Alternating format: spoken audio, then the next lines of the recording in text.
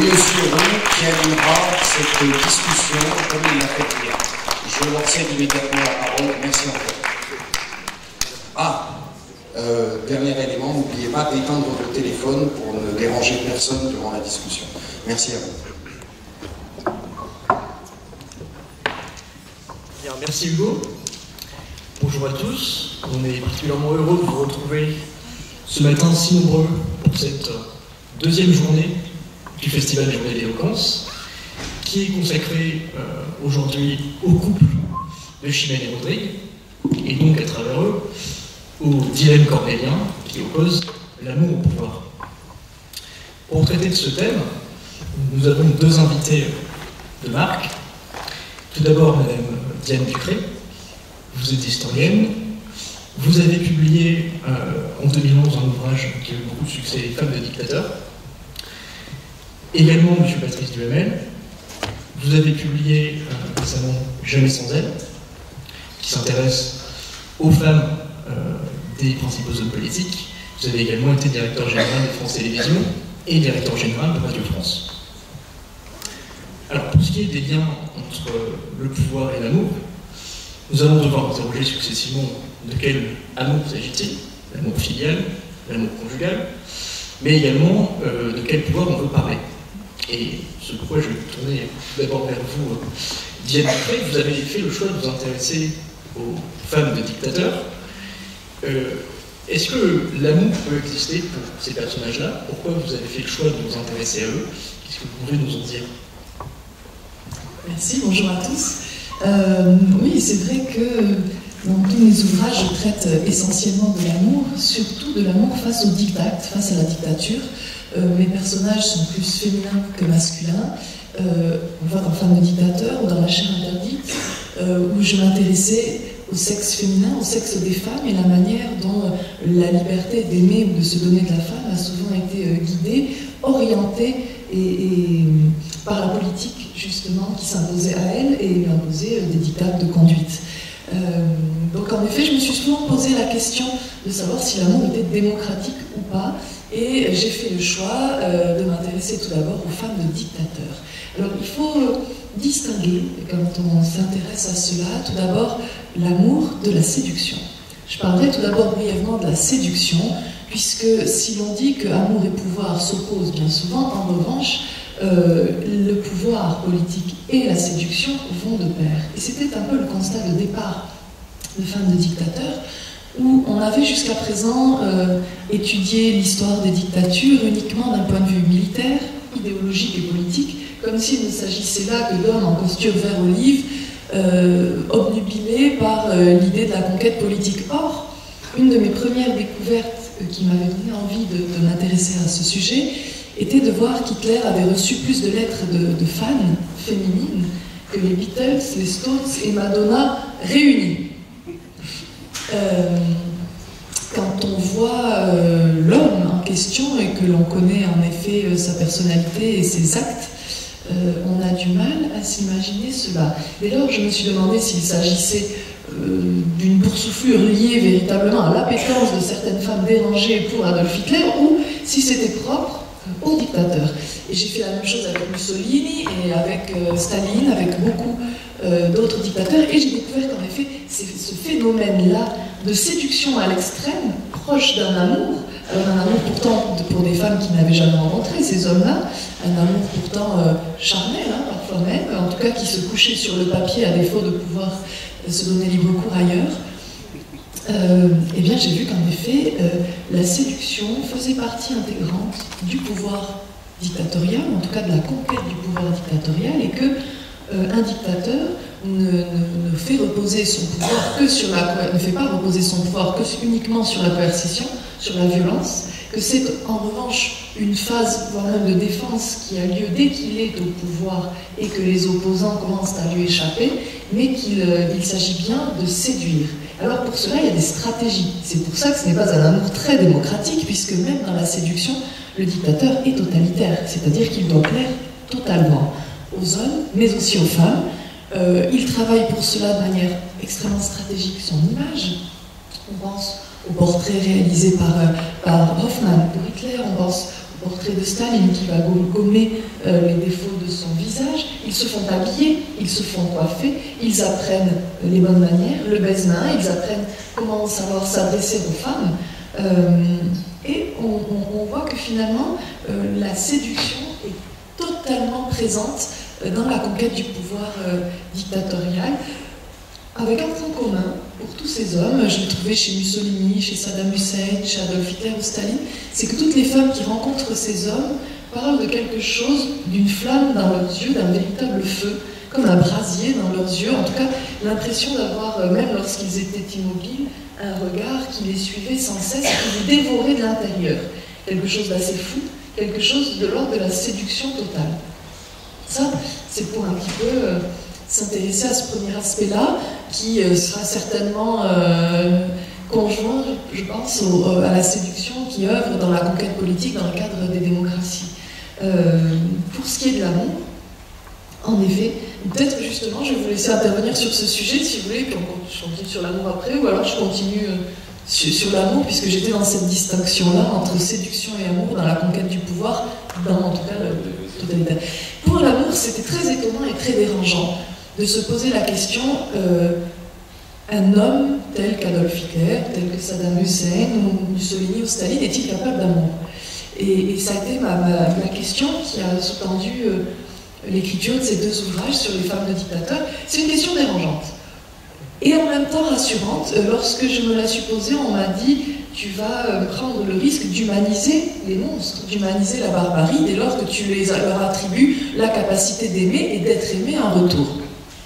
J'y ai vu à l'inverse une question peut-être qui sauverait même l'humanité, à mon sens, c'est de savoir que justement, même au cœur de l'horrible, au cœur de l'innommable et de la barbarie politique scientifique, il y était possible d'aimer. Et en effet, c'est ce que j'ai pu découvrir, alors évidemment sur tout le XXe siècle, puisque les autres périodes n'avaient pas les archives nécessaires à pouvoir en parler sérieusement, mais oui, Hitler est réellement épris et aime réellement, tout d'abord sa nièce, Elie Bombal, il est extrêmement peiné à sa mort, et j'ai fait le test, un test assez difficile de montrer le court poème qu'il avait écrit à sa mort, exprimant son chagrin en masquant la plume de l'auteur. Et en effet, il y a une humanité et un amour qui transparaît, qui est terrible. Il est réellement épris de Magda Goebbels, sa première dame, avec laquelle il n'a certes pas de relation physique intime, mais qu'il appelle sa première dame, celle à laquelle il va remettre son insigne d'or du parti juste avant qu'il se donne la mort, celle qui est autorisée à boire, fumer, écouter de la musique jazz américaine alors que c'est interdit partout ailleurs pour la femme qui se voit confier, vous le savez, un rôle extrêmement précis dans le cadre du Reich, qui est celui dédié à la famille et à l'enfantement. Il est plus ou moins épris d'Eva Braun, qu'il épouse plutôt pour lui faire plaisir dans les derniers jours, qui est une compagne un peu de confort, de divertissement, qui lui offre une virginité affective lorsqu'elle le regarde, puisqu'elle ne s'intéresse pas du tout à sa politique. L'amour est très présent dans la dictature et chez les dictateurs, et en effet, ils reçoivent en revanche beaucoup d'amour. Eva Braun, elle, est folle d'amour pour cet homme, elle souhaite mourir avec lui. Magda Goebbels est mariée à Goebbels uniquement parce qu'Adolf lui a demandé pour pouvoir rester auprès d'elle. Elle nomme ses 6 enfants tous du près d'un prénom qui commence par la lettre H comme Hitler.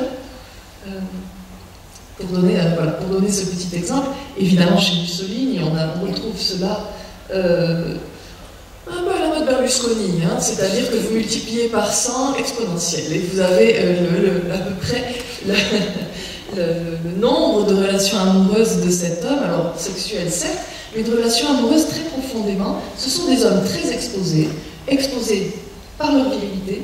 Ce qui différencie peut-être le pouvoir démocratique du pouvoir dictatorial, c'est que le pouvoir dictatorial repose presque exclusivement, avant même l'idéologie, sur vraiment la présence virile et charnelle, physique du dictateur.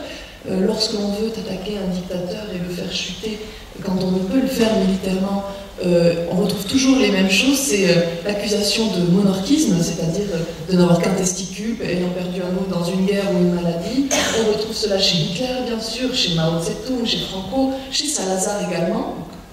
Ça en fait quelques-uns, donc soit il y a vraiment eu quelque chose d'assez tragique sur l'anatomie de ces hommes, dans un triste concours de circonstances, soit finalement c'est en effet une des attaques favorites, ou c'est l'attaque d'homosexualité, comme on l'a vu à l'époque de Saddam Hussein, où les États-Unis diffusaient de faux films homosexuels au moment de la guerre, avec des sosies de Saddam Hussein au moment de la guerre du Koweït, qui était diffusée justement au Koweït.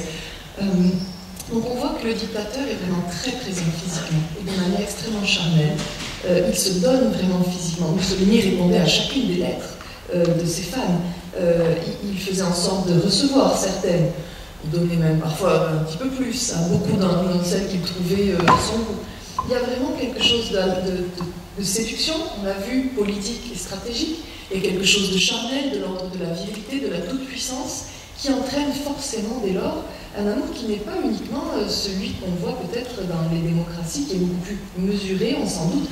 Chez Mao Tse-tung, par exemple, on parle, ce n'est même plus de l'amour, c'est un amour divin. C'est plus de l'amour, en tout cas, courtois, ni de l'amour amoureux, c'est de l'amour divin, puisque nombreux sont ceux qui offrent leur fille, la virginité de leur fille, par amour, et qui, elles, se donnent par amour pour celui qui est le Dieu des dieux. Ouais, voilà. Donc il y a un lien très très fort qui nous fait parfois douter, en tout cas de l'appartenance de l'amour à la démocratie pour ce qui est du politique.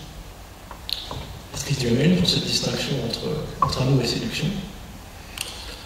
Moi, dans le livre que j'ai écrit avec mon confrère et ami et acolyte Jacques Santamaria, parce qu'on fait des livres ensemble depuis 7 ou 8 ans, je me suis surtout, et on s'est surtout attaché à l'influence, dans ce livre Jamais sans elle, on s'est surtout attaché à l'influence des femmes, alors par amour maternel, filial, de couple, sur ces dirigeants politiques, en souhaitant d'ailleurs, je suis un féministe, et un anti-misogyne et un féministe convaincu.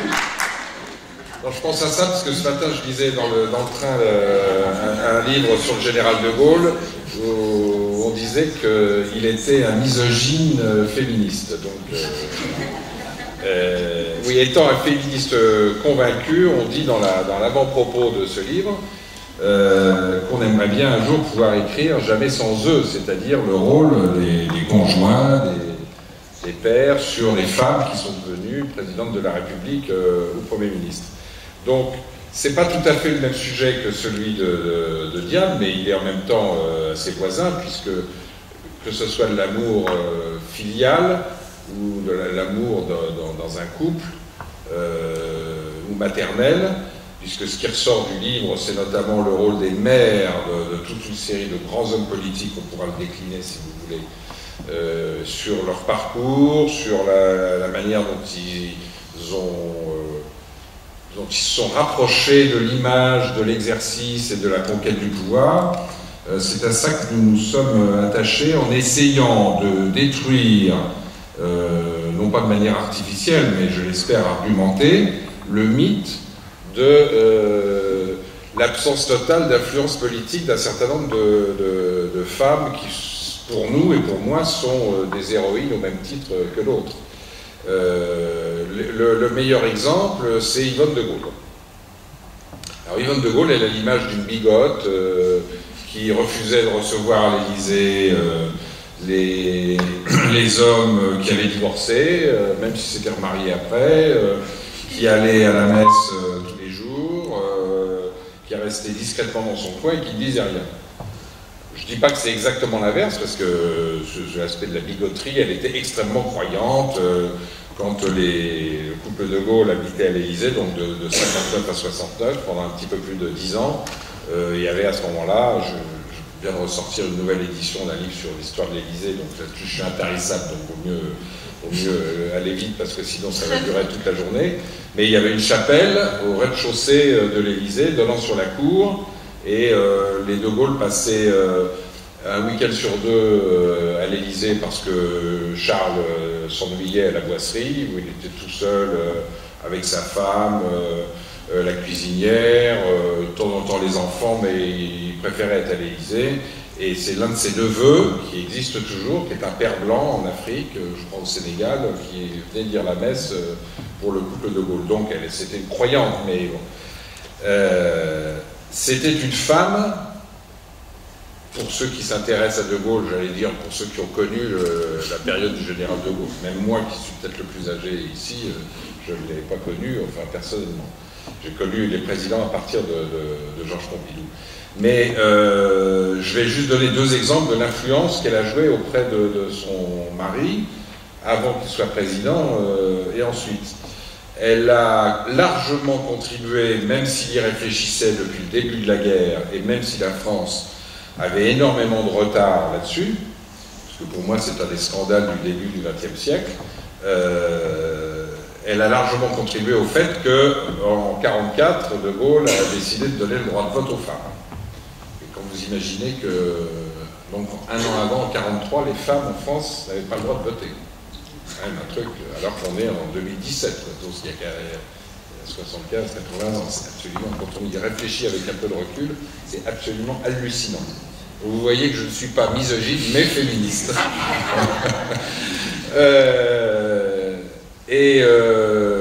Ils en ont beaucoup parlé pendant la guerre, à partir du moment où elle l'a rejoint à Londres. Il a compris tout de suite le rôle que les femmes jouaient dans la résistance, qui est un rôle absolument majeur, pas seulement dans les films, pas seulement dans les romans historiques, dans la réalité. Il y a des dizaines d'héroïnes dont on parle ou dont on ne parle pas, très connues ou peu connues ou totalement inconnues. Le général de Gaulle et sa femme suivaient ça d'extrêmement près, et l'idée qu'il fallait aller très vite, non même pas après la fin de la guerre, mais dès leur retour en France, c'est-à-dire à l'automne 1944, pour donner le droit de vote aux femmes, c'est imposé, mais à la suite de discussions dans lesquelles Yvonne de Gaulle était extrêmement présente et active et convaincante. Et le deuxième exemple, c'est pas un rapport à l'amour, c'est pour ça que c'est la périphérie par rapport à notre sujet, mais je pense que c'est intéressant quand même. Le deuxième exemple, c'est en 67, donc on passe 23 ans, De Gaulle est au pouvoir depuis 8 ans, il fatigue énormément, il est né en 90, hein, donc en 67 il a 77 ans, et on verra un an après, en 68, quand il a 78 ans, qu'il ne comprend absolument rien aux événements de mai 68, il ne sait absolument pas ce qui se passe, il ne comprend pas. Toutes les semaines, il fait venir ses petits-enfants, des neveux, pour essayer de comprendre, ceux qui sont au lycée ou qui sont en faculté, mais il ne comprend pas. Je ferme la parenthèse. Mais là, déjà, il a du mal à comprendre l'évolution de la société en 67. Et il y a un parlementaire très courageux pour l'époque, parce que là encore, aujourd'hui, ça paraît quelque chose d'évident, et ça n'a que exactement 50 ans. Mais à ce moment-là, il n'en était pas question. Un parlementaire qui vient voir De Gaulle et qui s'appelle Lucien de Wirth, qui dit, bon, général, voilà, scientifiquement, on a la possibilité de développer la pilule en France, il faut absolument que vous avanciez, c'est une réforme de société qui est totalement incontournable. Donc faites-le vous, parce que si vous ne le faites pas, ça sera votre successeur ou celui d'après, mais c'est inéluctable, on ne peut pas faire sans. C'est la mise en œuvre, la mise en application, et il fallait une loi à ce moment-là, de cette avancée scientifique et humaine et sociale tout à fait capitale. Et De Gaulle ne veut pas en entendre parler. Il dit non, il y a des livres là-dessus, ses entretiens avec Perfit. Lui, dans ses mémoires, n'en parle pas parce qu'il ne parlait pas de ce genre de choses, mais il y a des phrases célèbres du général De Gaulle qui dit on va livrer la France avec la pilule, on va livrer la France à la bagatelle, les femmes deviendront des machines à faire l'amour, etc. Et puis, donc pendant 6 mois, il ne veut rien entendre. Et puis il y a un vieux grognard gaulliste qu'il aime bien, qui s'appelle Sanguinetti, qui est un peu roublard, et qui dit je vais en parler à Yvonne de Gaulle. Il va voir Yvonne de Gaulle à l'Élysée, elle l'aime bien, elle aimait bien les vieux compagnons du général. Et il parle de ça et il la convainc. Et à partir de là, Yvonne de Gaulle a convaincu son mari de la nécessité d'aller très vite sur l'autorisation de la pilule. Ce qui sera fait fin 67, sauf qu'après il y aura 68, et malgré 68, et les décrets d'application qui feront que la pilule sera quasiment libre dans son utilisation, ça va prendre ensuite avec les... Et malgré mai 68, ça va prendre dans les décrets d'application, donc dans la possibilité pour les femmes d'avoir recours à la pilule, plus d'un an et demi avant d'arriver... Parce que Yvonne de Gaulle, après, elle a été dépassée par les événements par 68 qui a absolument tout balayé. Donc des exemples comme ça sur les 7, j'allais dire 8, parce qu'on en parlera si vous voulez tout à l'heure, parce que je connais assez bien le sujet, non parce qu'ils sont en place depuis 8 jours. Les 7 premiers présidents de la République de la 5e, on pourrait multiplier les exemples avec des couples absolument passionnants, romanesques, cultivés, en harmonie, en fusion, en méfiance, en opposition.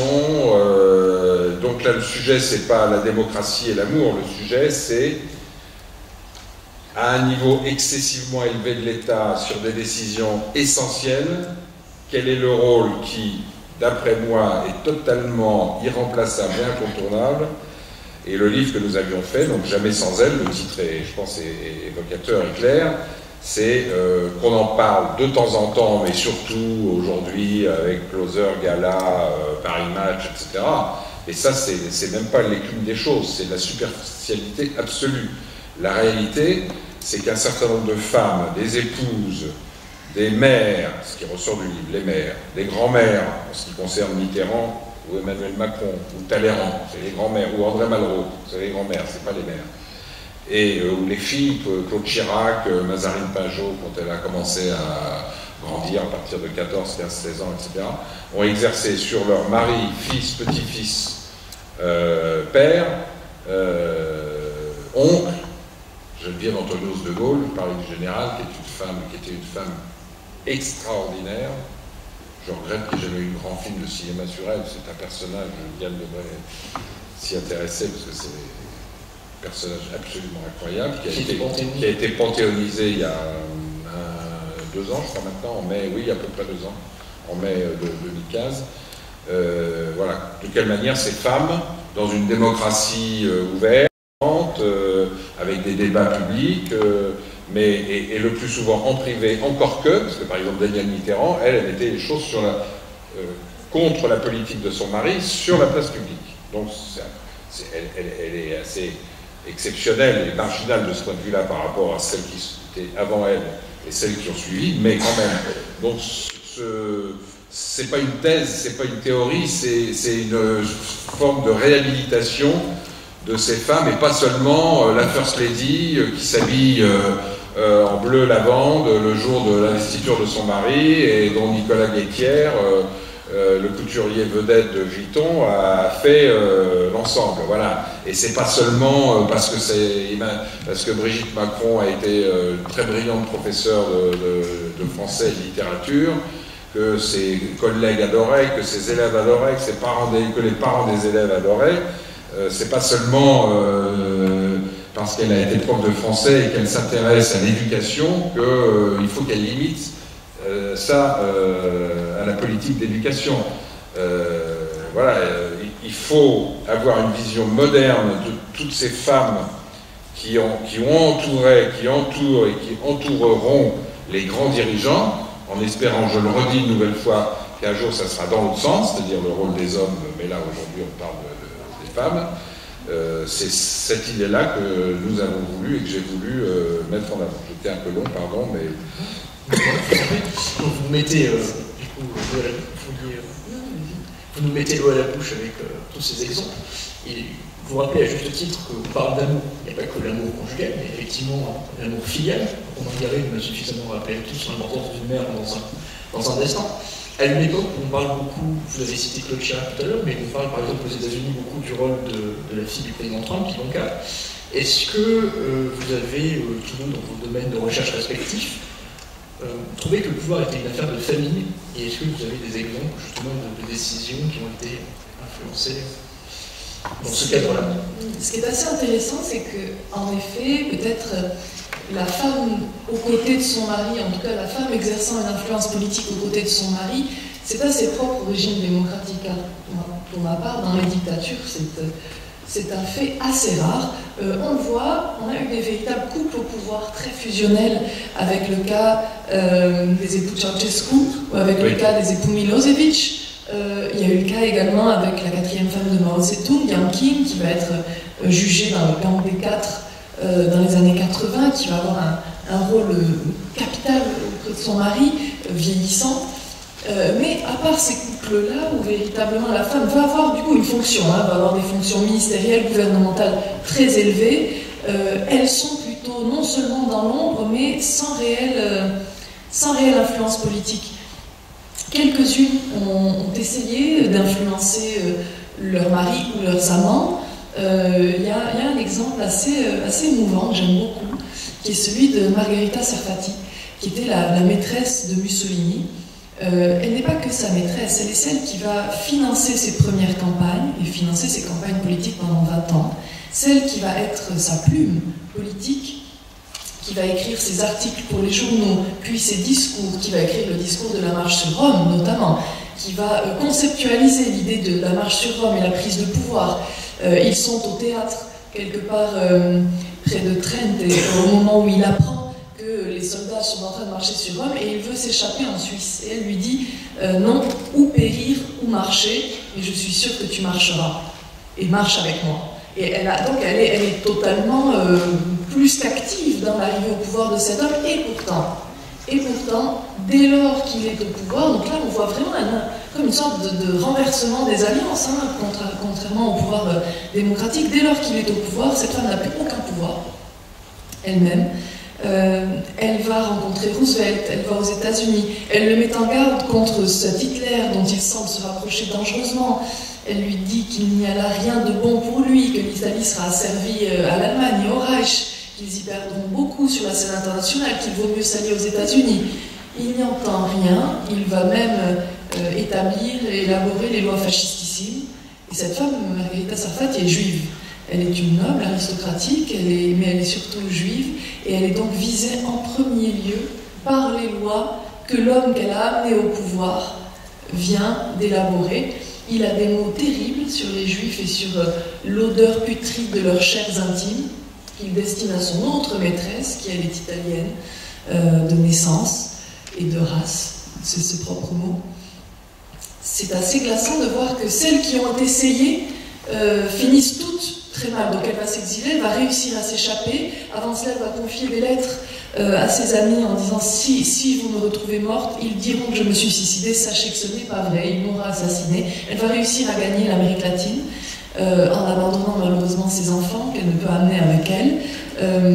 C'est assez terrible, et celles qui ont réussi à accéder au pouvoir ou à influencer leur mari ou leur amant finissent très mal. On se rappelle des époux Ceausescu, on se rappelle aussi de Yang Qing qui finit suicidé dans sa cellule suite au gang des 4. Finalement, quand il ne s'agit pas de démocratie mais de dictature, les femmes qui essaient de sortir de leurs conditions d'être de séduction finalement et de voler auprès du dictateur, eh bien finissent toutes soit dans le sang, soit en prison définitivement, soit dans des exils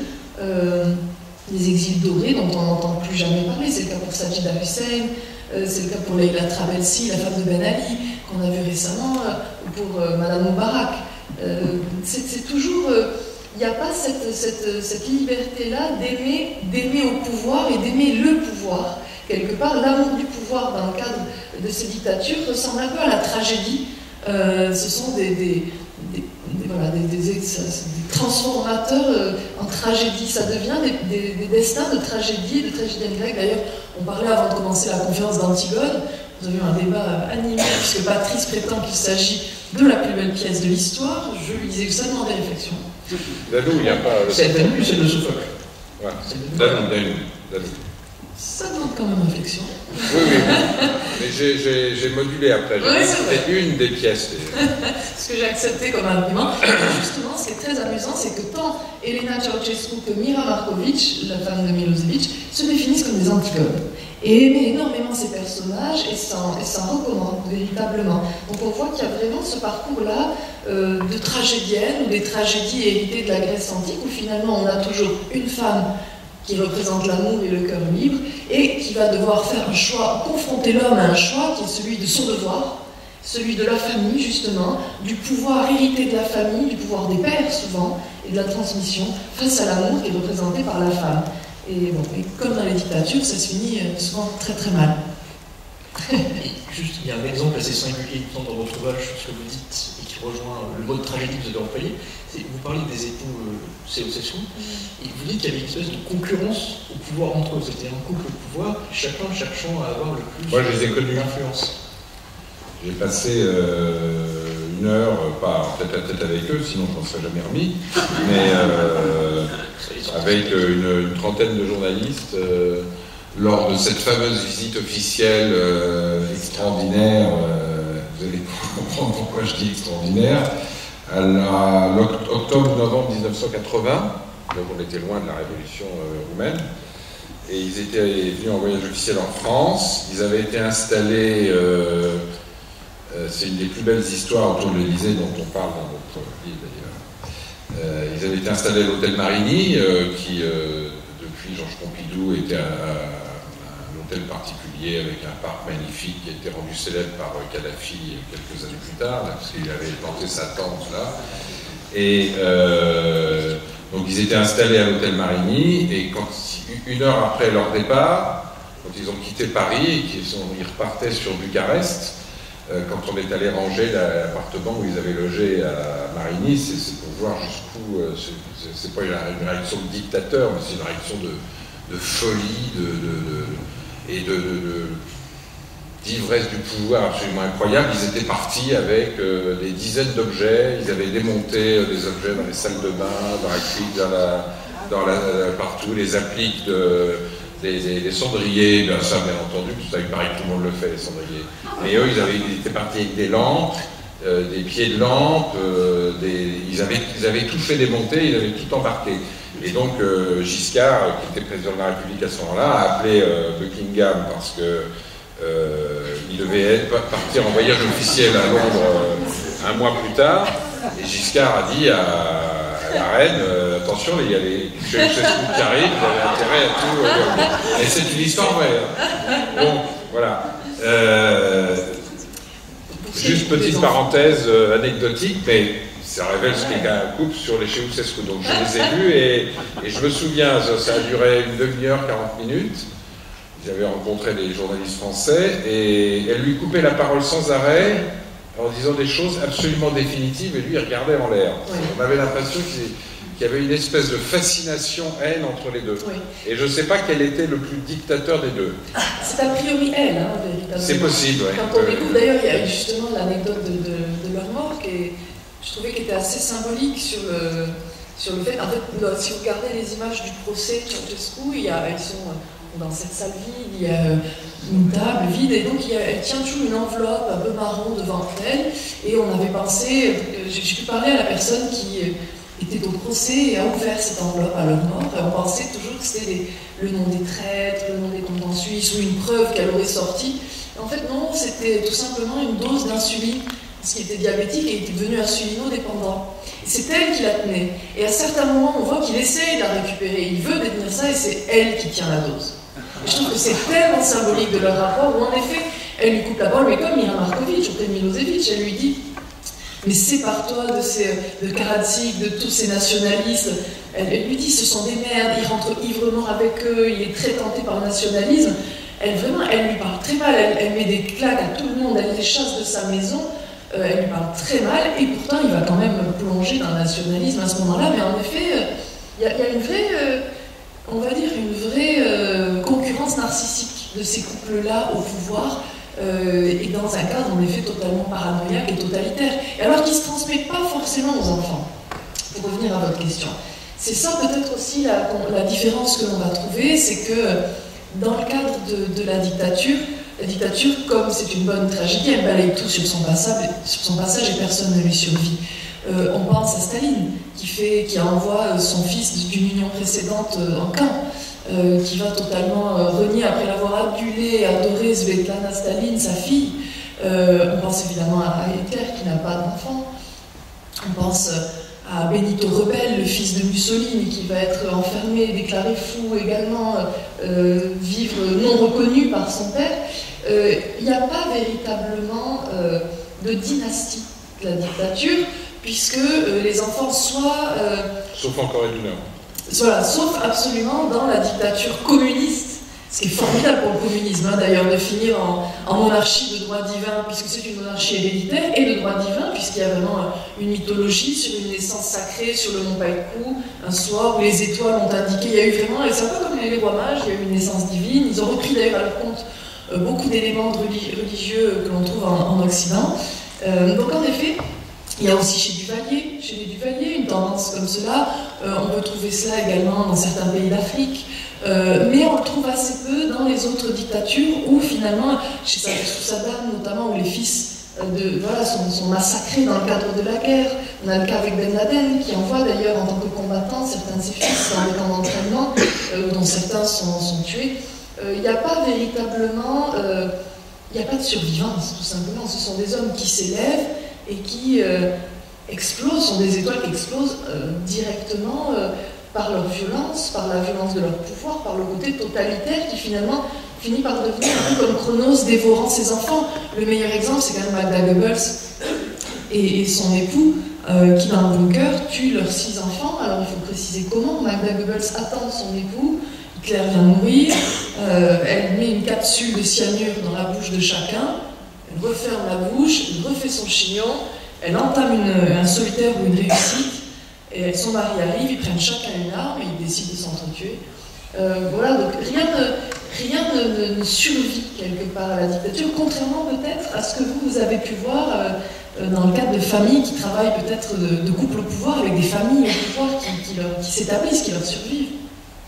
Oui, juste petite parenthèse par rapport à ce que Diane vient de dire. On en parlait tout à l'heure. Moi, je suis fasciné. Je ne sais pas si Diane peut en dire un mot. Je suis fasciné parce que ce qu'ont décidé de faire ou de ne pas faire les descendants du troisième, des dirigeants du Troisième Reich. Ouais. Et Diane disait à juste titre, plus les petits-enfants que les enfants. Petits-enfants. Ouais. Et parce que je ne dis pas qu'il y a 2 catégories à 50-50, hein, mais il y a ceux qui, depuis des dizaines d'années, essaient d'entretenir la mémoire de leur grand-père, organisent des colloques, écrivent des livres, font des interviews, organisent des associations à la gloire de leur grand-père. Et puis il y a ceux exactement à 180 degrés qui rejoignent le camp des victimes et dont certains, assez connus, par exemple, sont partis vivre en Israël.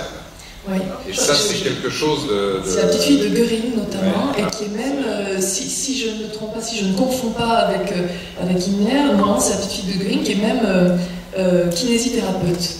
C'est très intéressant, non seulement vivre en Israël, à Tel Aviv, mais en plus devenir kinésithérapeute, c'est-à-dire amener le soin, amener la réparation et la guérison. Il y a vraiment quelque chose, mais en effet, en principe, la génération des fils est détruite. Oui. Évidemment, on se doute bien qu'il n'y a pas de survivance à cela. En revanche, les petits-enfants font quelque chose de très différent et souvent, en tout cas, pour ceux qui ont survécu, rejoignent le camp des victimes. Ouais. C'est assez intéressant, c'est assez fascinant intellectuellement parlant. Alors, pour reprendre votre question avec pardon, un peu de retard, je ne veux pas reprendre si on s'en tient au président, la cinquième, les présidents les uns après les autres. Mais il y a le rôle des grands-mères. Voilà, alors, on peut même remonter plus loin, puisque je parlais tout à l'heure de Talleyrand, dont les parents se sont quasiment pas occupés. Sa mère, vous ne le voyez jamais, c'est sa grand-mère qui l'a élevé.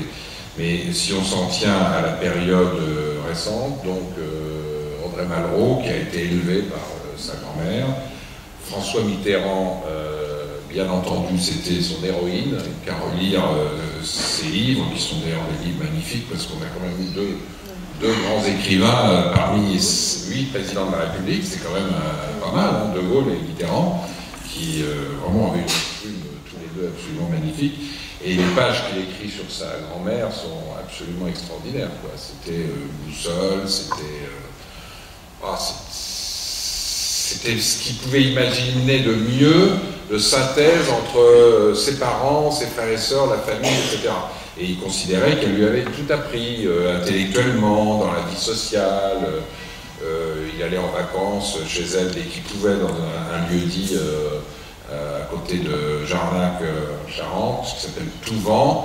Et par exemple, dans son bureau de la rue Bièvre, où moi je suis allé plusieurs fois, tout en haut, un bureau pigeonnier, tout en haut de la maison de la rue Bièvre, il y avait le panneau indicateur, parce que Touvent c'est un lieu-dit à côté d'un petit village de la Nièvre.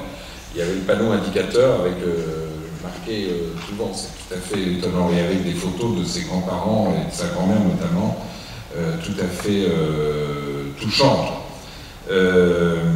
Il y a Emmanuel Macron, il suffit de lire son dernier livre, hein, Révolution, où il parle de sa grand-mère, dans ses meetings il parle de sa grand-mère, et quasiment pas de ses parents. C'est tout à fait... et dans le livre que lui a consacré Anne Fulda, qui est un excellent livre, qui est sorti il y a peu de temps, on voit bien les problèmes que ça a posé, puisque je crois qu'elle écrit notamment quand il avait 5 ans, il avait demandé à ses parents à aller vivre chez sa grand-mère, dans une bonne famille bourgeoise d'Amiens, cette espèce de choc de traumatisme que ça a provoqué. Après, il y a les couples. Alors, je ne vais pas le faire, parce que sinon, on est encore là à 15 heures. Et puis, Diane a des choses beaucoup plus intéressantes que moi à raconter. Ne cliquez pas dans ce il y en a un qui est un couple qui, pour moi, est à la fois saisissant, extraordinaire au sens littéral du terme, et d'un romanesque. Tous les couples de la 5e, même quand il y a eu les couples successifs, hein, même quand il y a eu 2 femmes avec Sarkozy et 2 compagnes avec Hollande. Alors c'est peut-être en fonction de ce qui représente le pouvoir, l'Élysée, etc. Mais il n'y a à peu près que des couples romanesques. Mais alors celui-là, il a conquis l'Élysée à partir d'un drame romanesque. C'est Georges et Claude Pompidou. Et je connais très bien leur fils, qui au moment de cette affaire, Markovitch, dont je vais vous dire un mot, parce que sinon, pour ceux qui ne la connaissent pas, ne comprendront pas. Et lui, à ce moment-là, il finissait son internat de médecine, donc il avait 24 ou 25 ans, et que je connais très bien, que je vois assez souvent, et qui me disait que sans cette affaire, son père aurait peut-être été élu président de la République, mais c'était un peu indécis parce que lui était un homme ambitieux, bien entendu, qui avait très bien réussi comme Premier ministre général de Gaulle, et à la Banque Rothschild d'ailleurs, au passage. Mais sa femme ne voulait pas entendre parler de la politique, elle ne supportait pas ni la politique, ni les hommes politiques. Quand il a été nommé Premier ministre en 1962, elle était folle furieuse, et elle a obtenu en compensation, elle a fini par accepter, parce que Georges Pompidou lui a dit on ne peut pas refuser ça au général de Gaulle, c'est pas possible. Donc elle a posé 2 conditions et elle les a obtenues. La première, c'est de ne pas vivre à Matignon et de rester dans leur appartement qu'elle adorait dans l'île Saint-Louis. Et la deuxième, c'était que son mari achète pour la famille une maison où elle puisse aller se ressourcer de temps en temps et s'enfuir le plus loin possible de l'hôtel Matignon. Et c'est comme ça qu'ils ont acheté la maison dans le Cantal. Ce couple, en juillet 68, après avoir tenu franchement le gouvernement pendant les événements, et avoir mieux compris, pas totalement, mais mieux compris que le général de Gaulle, c'était pas la même génération, il était beaucoup plus ouvert, il vivait avec des artistes, il roulait en Porsche, ce qui ne plaisait pas du tout au général de Gaulle, donc c'était pas du tout le même genre de culture. Mais bon, il sort de 68, plutôt renforcé, après avoir mis une telle pression sur le général de Gaulle, qui ne voulait pas en entendre parler, qu'il a obtenu, et en menaçant de démissionner, que de Gaulle dissolve l'Assemblée nationale, de Gaulle ne voulait pas dissoudre l'Assemblée. Tous les livres, il y a même les textes de ses interventions qui sont dans les livres qu'il a fait avec Perfitz, etc. Pompidou lui a dit, si vous ne dissolvez pas, si vous dissolvez, ça va être une vague bleue, on va tout gagner. Si vous ne dissolvez pas, moi, je démissionne. De Gaulle a cédé. Alors, de Gaulle, d'abord, il ne supportait pas de céder, et surtout quand il s'est rendu compte que l'autre avait eu raison, puisque, effectivement, il y a eu cette vague bleue en juillet 68. Résultat, de Gaulle le vire, bien entendu, parce qu'il ne supporte pas d'avoir à côté de lui quelqu'un qui a géré 68 et qui l'a poussé à prendre une décision dont il ne voulait pas, lui, et qui était la bonne décision. En fait, tout ça pour le général de Gaulle, c'est un truc invraisemblable. Donc, il s'en va. Il est déjà, d'ailleurs, c'est tout à fait un autre sujet, mais il est déjà très fatigué, il a déjà des problèmes de plaquettes, de sang, etc. Ça, je mets ça de côté. Et en novembre 68, il y a une espèce de petit malfrat beau comme un dieu, chauffeur, garde du corps et doublure d'Alain Delon dans ses films, qui s'appelle Stefan Markovic, qui est un Yougoslave, à ce moment-là la Yougoslavie existe, qui est un maître chanteur, enfin bon voilà, que moi je n'ai pas connu, mais donc, on a dit que c'était quelqu'un d'assez attachant, charismatique, mais qui était une petite crapule, quoi, voilà, sans grande envergure. Mort, assassiné dans une housse, fermée dans une décharge dans les Yvelines. Et il s'appelle donc Stefan Markovic. Et l'enquête avance. Il apparaît qu'il organisait des partouzes dans les maisons à côté de Paris, qu'il prenait des photos et qu'ensuite il faisait chanter les couples qui venaient, soit les hommes, soit les femmes, soit les couples ensemble, etc. etc. Et puis je passe les détails parce que sinon ça va être trop long. Ce truc est manipulé par un certain nombre de gaullistes hostiles à Pompidou, considèrent que Pompidou n'est pas légitime pour succéder un jour au général de Gaulle. On est dans la manipulation, mais il y a 0% de réalité. Il y a des montages de photos de manière totalement artisanale, des trucs découpés au ciseau, avec des starlettes, on coupe la tête des starlettes et on met à la place la tête de Claude Pompidou et on envoie ça dans les rédactions. Et donc, commence à circuler dans les rédactions de Paris que parmi les femmes qui ont été l'objet de chantage de Stefan Markovic, il y a d'abord, on commence par dire la femme d'un ancien ministre, et puis la femme d'un ancien Premier ministre, et donc la femme de Pompidou. Personne ne le dit à Pompidou, ni le général de Gaulle, ni le Premier ministre qui avait succédé à de Gaulle, qui s'appelait Coupe de Bienville. Et il faut attendre une semaine. Le couple Pompidou revient de la fameuse maison du Cantal, je ne sais plus si c'est le Cantal ou le Lot d'ailleurs, Cajar. Ça doit être le Lot, je crois. Et il a un conseiller qui vient me voir. Après s'être concerté avec tous les autres, Jacques Chirac, etc., qui n'osent rien dire à Pompidou, il n'ose pas. Et ce type-là, un conseiller, va voir Pompidou et lui dit Monsieur le Premier ministre, vous avez entendu parler de cette affaire? Oui, j'ai vu ça, mais qui ça peut bien être, etc. Bah écoutez, voilà, je suis courageusement chargé par tous ceux qui n'osent pas vous en parler. C'est votre femme. Et là, le choc, etc. Elle l'apprend. En même temps, je passe sur les détails, ça devient absolument hallucinant. Il y a un garde des Sceaux, à ce moment-là, qui s'appelle Capitan, qui est un gaulliste de gauche, qui ne supporte pas Pompidou, qui prévient le secrétaire général de l'Élysée. Le secrétaire général de l'Élysée, ce sont des faits, c'est pas des fake news. Hein. Dès qu'il apprend ça, c'est un week-end, il se rue à Issy-les-Moulineaux, prend un hélicoptère, va à la Boisserie pour prévenir le général de Gaulle. Le général de Gaulle ne prend pas beaucoup. Yvonne de Gaulle, pas vraiment non plus, mais en même temps, de Gaulle dit oui, mais à force de fréquenter Alain Delon, François Sagan, Jacques Chazot, des peintres, des artistes et tout, ils vont en vacances à Saint-Tropez, ce qui est vrai, ils roulent en Porsche, voilà, et à force de fréquenter des gens comme ça, bon, bref, je vais vite. Ce couple est détruit, ça dure 3 ou 4 mois. Il y a des choses dans la presse, un peu dans le Figaro, mais c'est surtout en coulisses, les photos qui arrivent tous les jours dans les salles de rédaction, c'est absolument incroyable. Pompidou demande rendez-vous au général de Gaulle, et il dit, mon général, écoutez, le juge va nous... Il y avait un juge qui était chargé de l'instruction, il y avait un type assassiné. Et le général de Gaulle avait fait une réunion avec le garde des Sceaux, le Premier ministre, un des grands amis de Pompidou, qui était là pour le représenter, que j'ai très bien connu, qui s'appelait Olivier Guichard, qui est un grand homme d'État. Et le sujet de la réunion dans le bureau du général de Gaulle, c'est est-ce qu'on... À ce moment-là, c'était comme entre guillemets, ne croyez pas que c'est ce que je pense, la France était tenue, vous voyez ce que je veux dire. C'est-à-dire, si on disait à un juge, vous arrêtez, le juge arrêtait. Voilà, c'était aussi simple que ça. Et là, le garde... Ce n'est plus le cas maintenant, bien sûr. C'est pour ça que je mettais les guillemets. Non, c'est plus le cas. Non, droite et gauche, c'est plus le cas. Non, je suis sérieux là.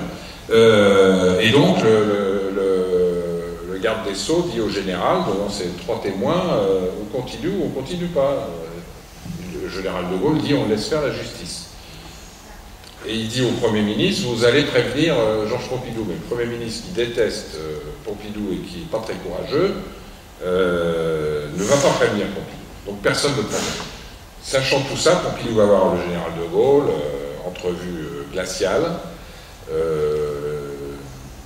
Je vais vite parce que sinon... Voilà. Et 4 mois après, déclaration de Rome de Georges Pompidou, le jour où le général de Gaulle s'en va, je serai candidat, de Gaulle est fou furieux, fait une déclaration au Conseil des ministres en disant « j'ai été élu pour 7 ans, je ferai les 7 ans, etc. » 15 jours après, redéclaration de Pompidou à Genève, cette fois-ci en disant « j'aurai, si Dieu le veut, un destin national ».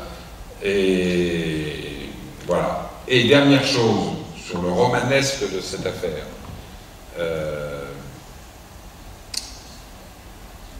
il devient président, quelques mois plus tard, puisque de Gaulle... Alors, je veux pas fabriquer l'histoire politique autour de ça, mais il y a quand même un certain nombre d'historiens qui ont travaillé sur cette période, etc., et qui considèrent que toute la séquence, elle est liée bien entendu à la fatigue du général de Gaulle, à son usure, au fait qu'il n'a pas compris 68, etc., mais il n'a pas supporté ce conflit avec Georges Pompidou. Et une des raisons pour lesquelles il va faire le référendum, après que Pompidou ait dit le jour où le général s'en va, moi je viens, et donc à cause de cette affaire Markovitch, c'est ce conflit avec Pompidou. Donc l'accélération de la vie politique française, elle est liée à cette affaire qui va complètement transformer le couple, qui était déjà fusionnel et qui devient un couple politique. Et la dernière étape de cette affaire, Pompidou devient président, et en juin 69, en octobre, il fait sa première conférence de presse à l'Élysée. Je conseille à ceux d'entre vous, ça vous prendra 30 secondes quand vous serez rentré chez vous, si vous avez 2 minutes, vous tapez, vous googlisez Pompidou, Gabriel Russier, Élysée, octobre 69. Qu'est-ce qui s'est passé? Il y a eu un fait divers absolument épouvantable, avec des résonances actuelles, d'ailleurs c'est tout à fait étonnant. Hein. Une femme professeure à Marseille, Gabrielle Russier, qui est tombée amoureuse et réciproque, donc il y a eu une aventure avec un de ses élèves qui avait 17 ans. Il y avait moins de 24 ans d'écart, si vous voyez ce que je veux dire. Non, mais entre l'élève et le professeur. Et il y a une plainte contre elle est condamnée, elle est emprisonnée, elle se suicide. En septembre ou tout septembre 69. Et la dernière question de la première conférence de presse à Pompidou, c'est ça, quand tapant ça sur Google, vous allez voir, c'est un journaliste qui demande à Pompidou ce qu'il pense de cette affaire. Lui, en plus, sous-entendu sans le dire, l'ancien agrégé, l'ancien professeur à Marseille d'ailleurs, puisqu'il a été professeur à Marseille juste avant la guerre, je crois. Et il répond en citant, et vous allez voir, ce que je vais vous le lire, c'est très rapide, hein. Vous allez voir le lien. Mais regardez, vraiment, c'est un... Moi, j'y étais, hein. J'étais un gamin journaliste, j'étais quelque part avec des grands anciens partout, mais c'est un souvenir incroyable pour moi. J'ai vu les journalistes qui pleuraient, en fait. Et...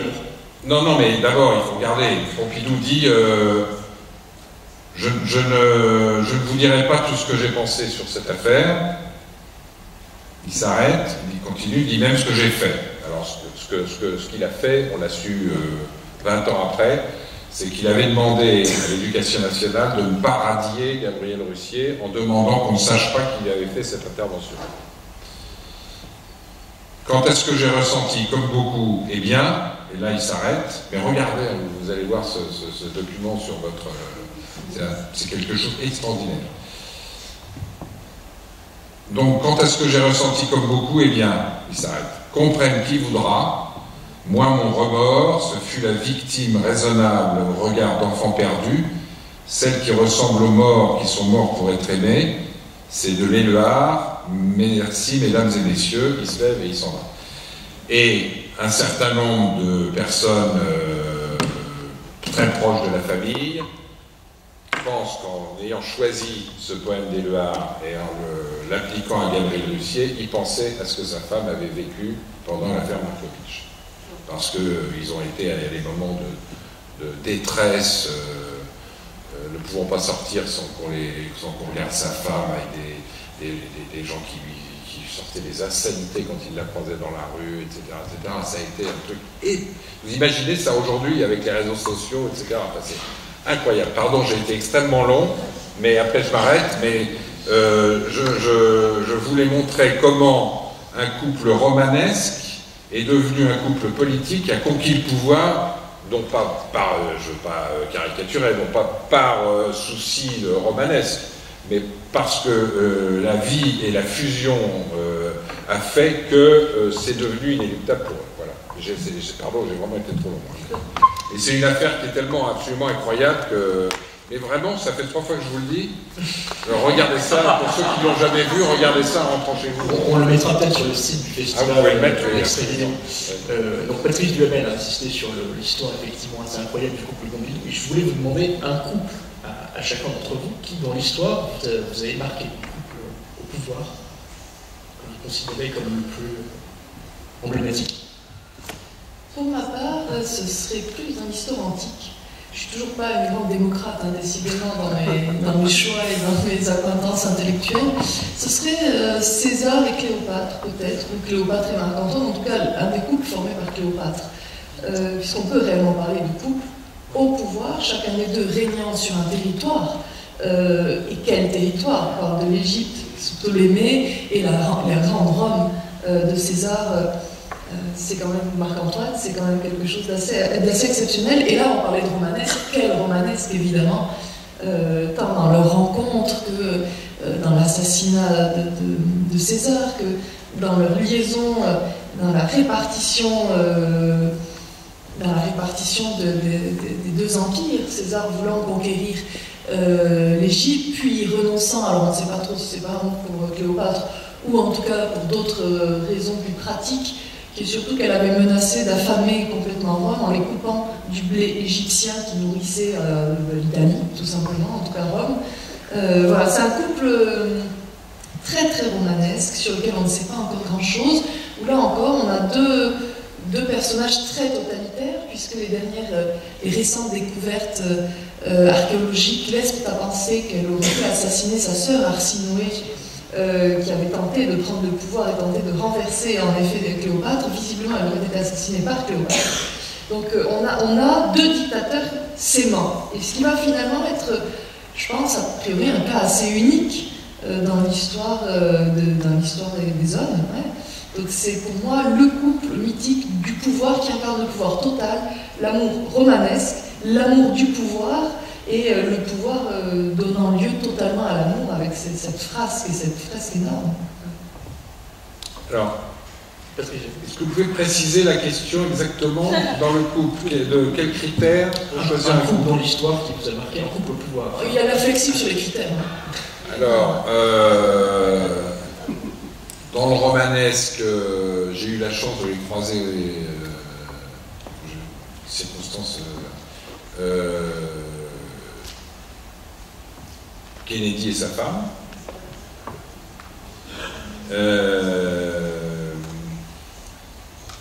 Le couple français le plus romanesque, je pense que c'est soit Claude et Georges Pompidou, soit Emmanuel et Brigitte Macron. Et le couple le plus, peut-être, le plus étonnant, c'est pour ça que je demandais le critère, parce que le couple a tenu, encore une fois, entre guillemets, mais c'était plus vraiment un couple, et en même temps, il se passait tout, c'est François et Daniel Mitterrand. Et moi j'ai été très frappé, mon frère Alain un jour il a écrit dans un de ses derniers livres, il connaissait très bien Mitterrand, il vient voir Mitterrand à l'Élysée, et il s'assied dans le bureau, et à un moment le téléphone sonne, et mon frère comprend que c'est Daniel Mitterrand qui appelle son mari. Et donc il fait un signe pour se lever et sortir quelques minutes. Et Mitterrand lui fait un signe, non, restez assis, il veut un témoin.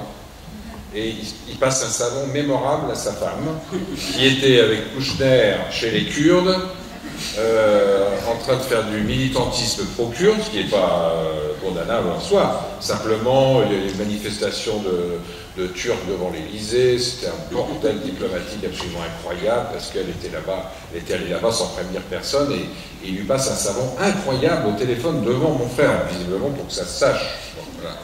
Mon frère l'a écrit, mais 10 ans après d'ailleurs, parce que c'est pas son genre d'aller raconter ce genre de choses tout de suite.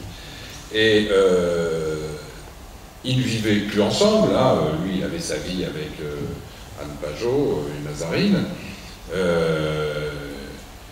Ils se respectaient d'une manière incroyable, ils ne supportaient pas que l'on dise quoi que ce soit sur l'autre en leur présence. Mitterrand pestait contre sa femme en considérant que ce n'était pas à elle de faire la politique extérieure de la France, mais en même temps, il ne voulait pas que Fidel Castro vienne en France tant qu'il était président, mais sa femme l'a tellement tympanisé que 6 mois après la fin de son second mandat, eh ben, il a fini par accepter que Fidel Castro vienne en France. C'était quand même pas le plus grand démocrate de la Terre. Donc ce couple-là, et moi, il m'a toujours frappé par ses contradictions. C'est un couple totalement hors du commun, quoi. Mais pardon, j'ai pas vraiment répondu, j'en ai cité trop bien. Donc au-delà des exemples historiques qu'on a eu l'occasion de voir, j'aimerais vous demander si, à votre avis, l'amour est compatible avec le pouvoir. Est-ce que le pouvoir n'amène pas finalement les individus à faire des sacrifices qui sont assez difficilement acceptables dans le cadre d'un amour véritable? On sait par exemple qu'il y a de plus en plus de chefs d'État de gouvernement contemporains qui n'ont pas d'enfants. Par exemple, Theresa May, le Premier ministre britannique, ou évidemment Emmanuel Macron. Est-ce que vous pensez que le pouvoir contraint l'amour d'une manière particulière, et du coup, est-ce qu'on peut concilier ces deux notions? Eh bien, cela dépend si on pose la réponse d'un point de vue féminin ou masculin. Alors, le pouvoir est très peu compatible avec la féminité, avec l'être femme, depuis toujours. Je parlais tout à l'heure de l'Égypte antique, mais on peut reprendre un exemple que j'affectionne assez, puisque j'aime beaucoup l'histoire antique. Hatshepsut, l'une des premières femmes pharaons, enfin la première femme pharaon d'ailleurs que nous connaissons, ayant régné assez longuement sur vraiment l'Égypte dans une période de pleine puissance et de pleine croissance, va prendre des attraits, des traits très masculins, se faire représenter avec la barbe, et d'ailleurs elle va porter la barbe des pharaons, se faire représenter avec, portant la couronne à la marinière masculine, ne prenant pas époux, et donc devant véritablement gommer ses traits féminins. Et on va retrouver la même chose avec Catherine de Drussie également, qui va opter pour la monte à cheval et viriliser ses traits et adopter un comportement même sexuel très masculin.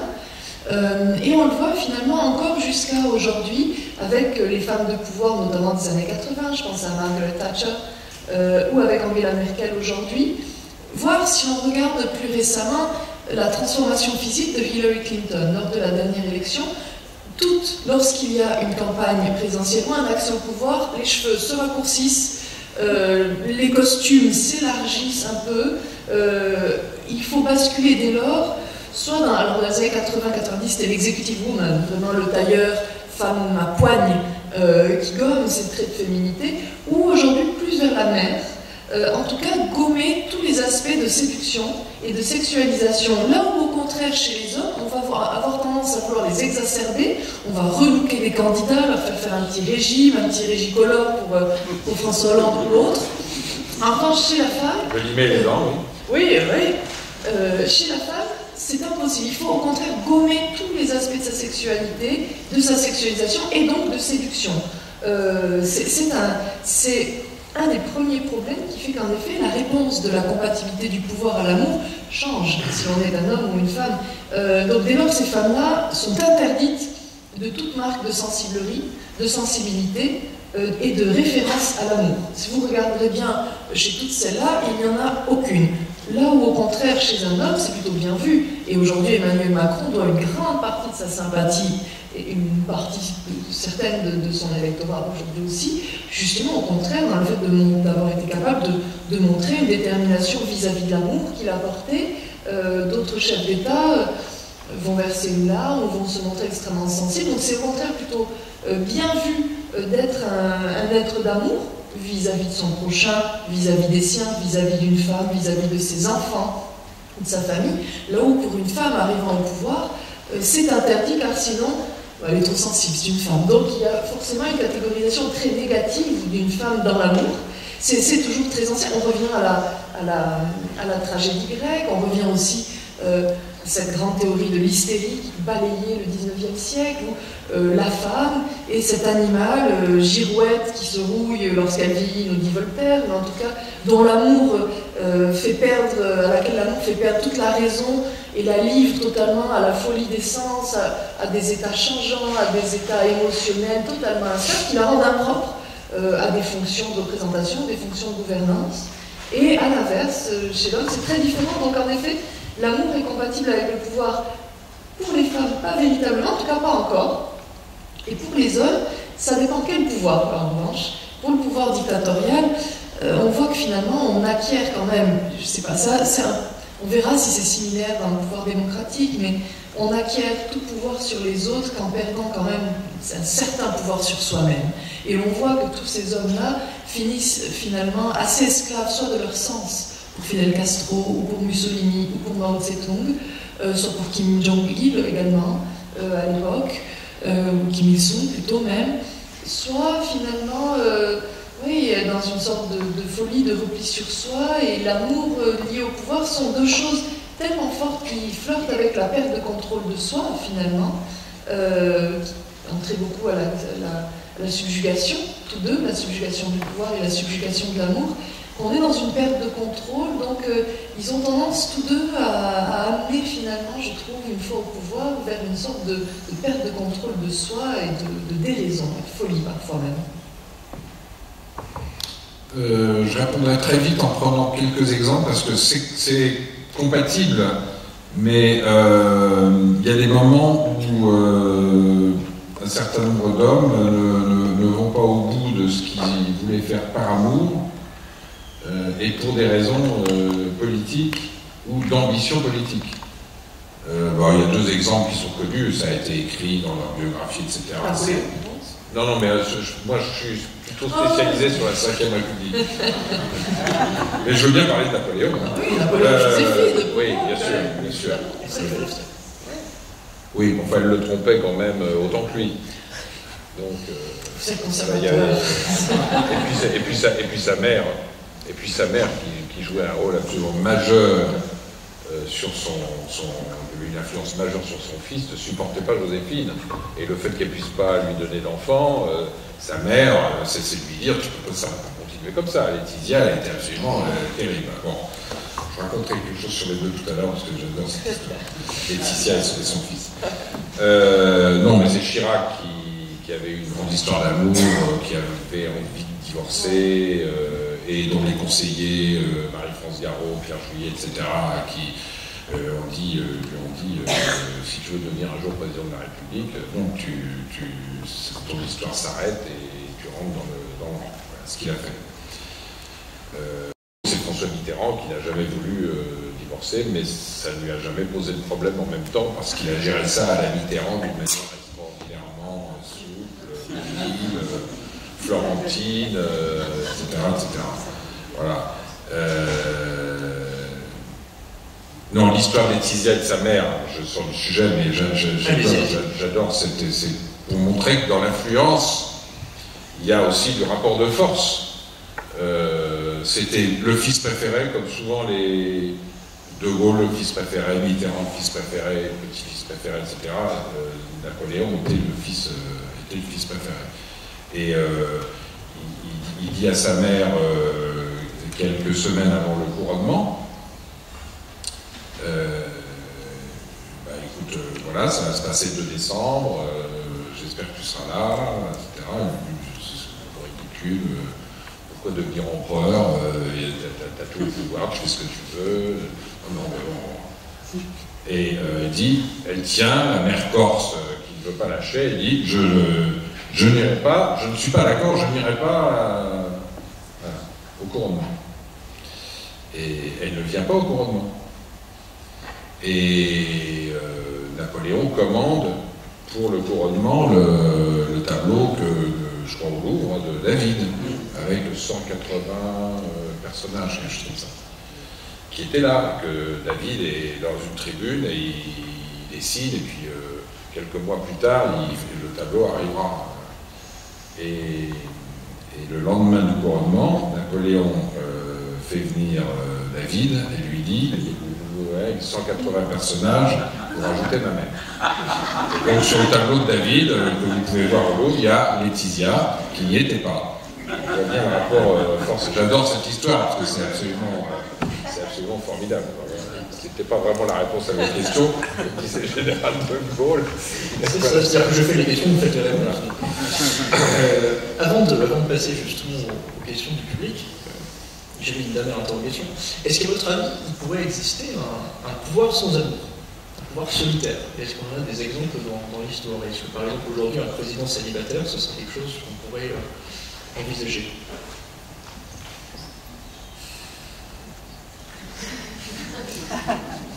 Célibataire au sens de mon mari, oui, cela arrive, et cela arrivera, puisque la société évolue. Sans amour au sens fort du terme, je pense que c'est impossible, dans la mesure où il s'agit encore, pour l'instant, et peut-être pour encore une centaine d'années ou deux, il s'agit d'humains. Non de robots, ça me semble donc assez difficile. En revanche, oui, alors dans nos sociétés occidentales, non. Dans des sociétés différentes, notamment je pense aux sociétés orientales, où en effet l'homme au pouvoir n'est pas entouré d'amour et n'est pas entouré d'une femme. Je pense notamment à l'Iran ou à l'Ayatollah Khomeini, qui est père de la révolution islamique iranienne, qui était marié, dont j'ai étudié l'histoire amoureuse dans le tome 2 des femmes du dictateur, mais dont les Iraniens n'ont connu le prénom de son épouse que 15 ans après sa mort. Voilà. Et évidemment, elles n'ont jamais vu son visage, ni n'ont croisé ne serait-ce que son ombre. Donc en effet, on a un homme au pouvoir et un homme sans amour, du point de vue en tout cas de la politique publique. C'est même un peu l'essence de son pouvoir. Et donc, je dirais que dans les sociétés où le chef au pouvoir est un chef religieux, comme le pape par exemple également, qui est le chef du pouvoir concret en son royaume également, et non pas seulement spirituel, il est hors de question de l'imaginer, tout comme c'était le cas pour l'Ayatollah Khomeini, c'est hors de question de l'imaginer dans un cadre amoureux, sexualisé. En revanche, le pape a l'amour de ses prochains et ses fidèles. Donc il n'est pas sans amour. Je pense que c'est impossible à mon sens. Je sais pas, je me demande ce qu'en pense Patricia. On est sur la question, c'est l'amour amoureux, hein. C'est pas l'amour en général. L'amour amoureux. Ça c'est déjà arrivé et ça arrivera. Mais en même temps, quand ça arrive, le seul exemple que j'ai en tête, alors je préviens tout de suite, quitte à en choquer un certain nombre, pour moi c'est un truc éruptif. Donc l'exemple que je vais prendre, c'est quelqu'un que je ne supporte pas. avec qui je me suis battu quand je dirigeais France Télévisions pendant des années, etc. Mais dont je vais essayer de parler le plus objectivement possible. Il s'appelle Nicolas Sarkozy. Et lui, ce qui se passe, c'est qu'il est élu. C'est un drame, il vit. Je ne sais pas si certains d'entre vous, je vais faire un documentaire, c'est pas parce que c'est moi qui l'ai fait, hein, mais je fais un documentaire il y a quelques jours sur l'histoire des journées d'investiture du président de la République depuis De Gaulle jusqu'à aujourd'hui. Et dedans, il y a des témoins qui racontent ça. D'abord, le jour, il lui-même l'a dit, le jour de son investiture, le jour où il arrive à l'Élysée, il est en drame conjugal absolu. Imaginez en fermant les yeux ce que ça représente. Vous voyez, je suis presque sympathique avec lui, c'est quand même extraordinaire. Ce que ça représente pour quelqu'un qui arrive au sommet du pouvoir, il sait qu'il va être élu. Le jour du deuxième tour, le 6 mai 2007, il sait qu'il va être élu. Cécilia l'a aidé à conquérir le pouvoir. Elle était dans le bureau à cause des Luciens, au ministère de l'Intérieur. Ils ont vraiment remporté cette élection, fait cette campagne ensemble. Le couple est tellement détruit, tellement dans tous les sens, qu'elle ne va pas voter au second tour. Elle ne va pas voter, même pas par procuration. Elle ne veut pas voter pour son mari, qu'elle a accompagné. Je ne dis pas qu'il n'aurait pas gagné sans elle, hein, mais c'est vraiment un couple qui a gagné cette élection présidentielle. Moi, je l'ai très très bien connu à ce moment-là. Je les voyais souvent. Et j'aimais beaucoup Cécilia, qui est une femme étonnante. Donc, il est en rupture absolue. Il a dit lui-même, c'est les jours les plus tristes de ma vie, alors que c'était l'aboutissement d'arriver à l'Élysée. Après, il fait tout ce qu'il peut pour les pires conneries possibles pour la garder. L'histoire du yacht de Bolloré, tout ça, c'est pour... alors qu'il avait dit qu'il irait en retraite dans un monastère en Corse. Il l'emmène sur le bateau de Bolloré, le Fouquet, tout ça c'est pour garder sa femme.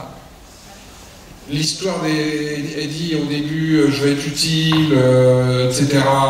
Bon, qu'est-ce que tu as envie de faire? Et ben, il y a des infirmières bulgares qui sont retenues en otage chez Kadhafi depuis des années, je voudrais aller m'en occuper. Boum, il l'envoie. À quel titre? Il l'envoie... je ne suis pas en train de vous faire le roman rose, là, c'est ridicule, mais enfin, c'est quand même... Bon, et puis, c'est fini comme on le sait, il divorce 15 octobre 2007, alors qu'il est arrivé fin mai, donc c'est quand même 5 mois après.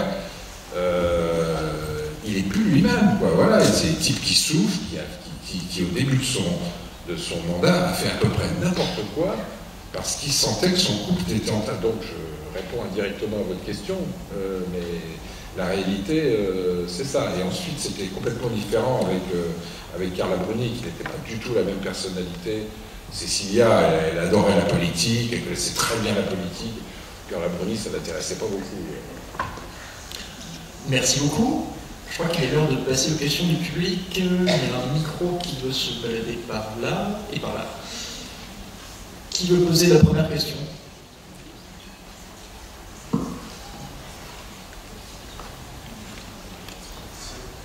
Allez-y, soyez pas timide. Je cherche des yeux, monsieur Cornu, qui d'habitude est assez prolixe. Monsieur. Oui, merci pour vos prestations. Pourriez-vous nous parler des rapports de la mort et de l'amour? Je sais que les cas sont nombreux, mais est-ce qu'on peut développer un peu ce sujet? Et est-ce qu'en 2017, on peut encore mourir d'amour? Merci. Oui. Le film qui a été adapté par André Caillat de l'affaire Gabriel Russier dont je vous ai parlé tout à l'heure s'appelait Mourir d'amour. Mourir d'aimer, pardon. Et moi, quand je dirigeais France Télévisions, on lui a fait faire un remake pour la télévision qui s'appelait aussi Mourir d'aimer avec Muriel Orba dans le rôle de Gabriel Russier qui était d'ailleurs absolument exceptionnel. Mais c'était pas la réponse, c'était juste... Oh oui, mais continue. Non. Oui.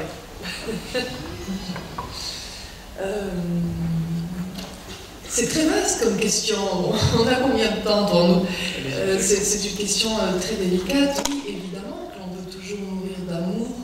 En 2017, je crois que l'amour est anachronique, utopique, atemporel. Il n'y a pas non seulement d'âge, mais pas d'histoire ou de période pour aimer plus fortement qu'une autre. Alors, probablement, certes, il y eut certains siècles où l'on s'aimait de manière plus intense, lorsque la vie était plus courte, dans les périodes de guerre, dans les périodes de dictature, lorsqu'il y a moins de liberté et plus de danger pour éperonner la vie humaine, lorsqu'il y a moins de capacité de communication également, les moments partagés ou fantasmés étant plus rares, ils sont donc plus intenses dès lors que la religion ou la morale les empêche de s'exprimer. Plus il y a de contraintes sur l'amour, et c'était le cas malheureusement pour cette pauvre Gabrielle aussi, plus les sentiments sont forts et exacerbés, et plus ils conduisent à la mort. Donc, lorsque tout va bien dans une société en paix, lorsque l'on est entouré, que l'on a des amis, des suivis psychologiques, un métier et une famille, on a peu de chances de mourir d'amour, a priori. En revanche, il y a toujours des conditions réunies qui sont des véritables conditions qui exacerbent en effet l'amour, qui peut conduire à la mort, pour une première partie de réponse. Ensuite, l'amour et la mort ne sont pas forcément... l'un n'est pas forcément la fin de l'autre. Évidemment, il y a beaucoup d'histoires d'amour en politique ou ailleurs qui ne s'arrêtent pas à la mort de l'un des deux épris. Et donc, ils ne s'opposent pas forcément autant qu'on voudrait le croire. Et la deuxième partie de votre question, je ne m'en souviens plus. C'est ça? C'est ça, oui. Ouais. Et donc oui, à mon sens, on peut toujours évidemment et malheureusement, ou quelque part heureusement, mourir d'amour, parce que si l'on mourrait plus que à cause d'un cancer, à cause d'un fanatisme, ou à cause d'autres fanatiques, ou à cause de chauffards sur la route, ce seraient des raisons bien tristes de mourir, et je crois qu'encore heureux, il y a une très belle raison de mourir malheureusement, ça reste l'amour, ce qui fait qu'on est encore humain. Juste, moi qui aime bien prendre des exemples, alors là, personne dans la salle ne s'en souvient parce que vous étiez vraiment trop jeune, moi aussi. Mais non, vous n'étiez pas né. Il y a eu une femme, une First Lady, on n'appelait pas ça les First Lady. La première fois qu'on a parlé de First Lady en France, c'est Claude Pompidou, quand il y a eu un voyage officiel des Pompidou aux États-Unis. Et on a dit la First Lady française. Et il y avait une femme président de la République, juste avant le général de Gaulle, qui était sans doute l'une des plus aimées ou la plus aimée par les Français, qui s'appelait Gilberte Coty, qui était une femme absolument extraordinaire, d'une simplicité incroyable, à une période terrible parce que la photo quasiment officielle du couple, c'est une petite salle à manger du palais de l'Élysée. René Coty, second et dernier président de la 4ème République, est assis, il mange sa soupe, il y a une bouteille de bière, la Valstar, je crois, qui est ouverte à côté, et il y a sa femme à côté de lui, debout avec un tablier qui lui sert la soupe. Alors pour les féministes, ce que je disais tout à l'heure, c'est une photo rude. Parce que c'est quasiment la photo. Dans les livres d'histoire, sur la 5ème République, vous regardez, vous verrez cette photo. Et elle est morte, elle avait été très blessée par les chansonniers parce qu'elle avait un physique un peu ingrat, voilà, avec des surnoms très désagréables. Et elle avait été très marquée par ça, et elle est morte, ça a été terrible pour sa famille, pour son mari bien entendu, mais les Français ont vraiment souffert. Il y a eu ça s'appelait pas RTL à ce moment-là, ça s'appelait Radio Luxembourg. Il y a un animateur de Radio Luxembourg qui a été très marqué par ça et qui a dit envoyez des cartes postales au Palais de l'Élysée, à René Coty, pour marquer votre compassion, etc. 1 million de cartes postales. Vous vous rendez compte, en 1955, je crois, quelque chose comme ça. Et lui, il est pas mort par amour, mais il était tellement, c'était un couple tellement extraordinaire, Elle lui jouait du violoncelle le soir, on l'appelait l'Élysée, ils allaient se promener dans le parc la main dans la main, 2 fois par jour, etc. Il faut dire que sous la 4ème République, le président n'avait pas grand-chose à faire. Enfin, quand même. Et il a été tellement effondré par la mort de sa femme, il s'adorait qu'il a... je ne suis pas à la nade de peau de la 5ème République, hein, je trouve que c'est des histoires qui font la grande histoire, parce que c'est à travers ces anecdotes comme Napoléon et son fils, on comprend tout à travers l'histoire de la peinture de David, dont je vous ai parlé tout à l'heure. Et il veut démissionner, parce qu'il ne supporte pas l'idée de rester président de la République sans sa femme. Et puis finalement, les présidents, à ce moment-là, ils sont élus par les grands électeurs, essentiellement des parlementaires. Finalement, on le convainc de rester. Et heureusement qu'il est resté. Parce que c'est quand même lui qui a fait son plus beau geste de son mandat, c'est-à-dire de faire revenir le général de Gaulle. Et au moment où il l'a fait, c'était pas gagné, c'était pas évident. Donc, c'est pas l'exemple d'une mort par amour, mais une espèce de... Voilà, il supportait pas de... J'ai un autre cas très vite, quelqu'un que j'adorais, qui était vraiment un ami, pas intime, parce que entre les politiques et les journalistes, il faut faire attention à la connivence, mais que j'aimais beaucoup. Là, c'est pas l'amour, c'est l'amour filial. C'était Philippe Seguin, qui avait une adoration absolument incroyable pour sa mère, qui était une femme exceptionnelle. Son père est mort quand il avait 2 ans, il était pupille de la nation, sa mère a tout laissé tomber pour son fils, elle a tout sacrifié pour son fils, elle l'a élevé dans l'amour de la France, l'intransigeance, la dignité, la rigueur, etc., etc. Et puis sa mère est morte, il n'a pas supporté de vivre sans sa mère, c'était impossible. Et il est mort très jeune, il a 60 et quelques années, 3 mois après sa mère. C'était impossible. Je connais très bien une de ses filles. Il le disait à ses enfants, c'est pas pensable de se lever le matin en sachant qu'il ne va pas pouvoir parler ou voir sa mère. Et donc, voilà, il est mort 3 mois après, comme ça. Monsieur Paul. Oui, je prends quand même la parole. Je ne peux pas m'en empêcher. Bon, je voulais juste dire que je remercie beaucoup notre conférencière parce qu'elle a mis une touche féminine avec beaucoup de sensibilité et entre autres, elle a rappelé que l'homme sera toujours l'homme, enfin l'humanité sera toujours éternelle et qu'autour de tout ça on retrouve les mêmes fils, les mêmes écheveaux qui avancent. J'ai 2 questions déjà. Une première question qui m'est venue à l'esprit, c'est Robespierre. Robespierre, on n'a pas le sentiment qu'il était accompagné, et c'était même quelque part un dictateur étincelant. On n'a pas l'impression qu'il ait eu des rapports réels avec le sexe féminin, ou tout au moins que le sexe féminin ait eu une quelconque action sur sa vie politique. C'est la première question, j'aimerais avoir une réponse là-dessus. La deuxième question, on va revenir à vous, madame, qui aimait bien l'aspect antique, et donc l'aspect grec, fondamentalement le socle de notre société. À cette époque, l'amour n'était pas uniquement tel qu'il a été imposé par la chrétienté, un amour entre hommes et femmes. Il pouvait être un amour entre hommes et hommes. Et je dirais, ça s'est reproduit contre la volonté chrétienne avec certains rois, dont je pense Louis XIII. Donc j'aimerais, avec ses mignons, je pense qu'il était sérieusement, disons, sollicité. Il vivait en harmonie avec eux. Je ne sais pas jusqu'à quel point, mais il vivait en harmonie.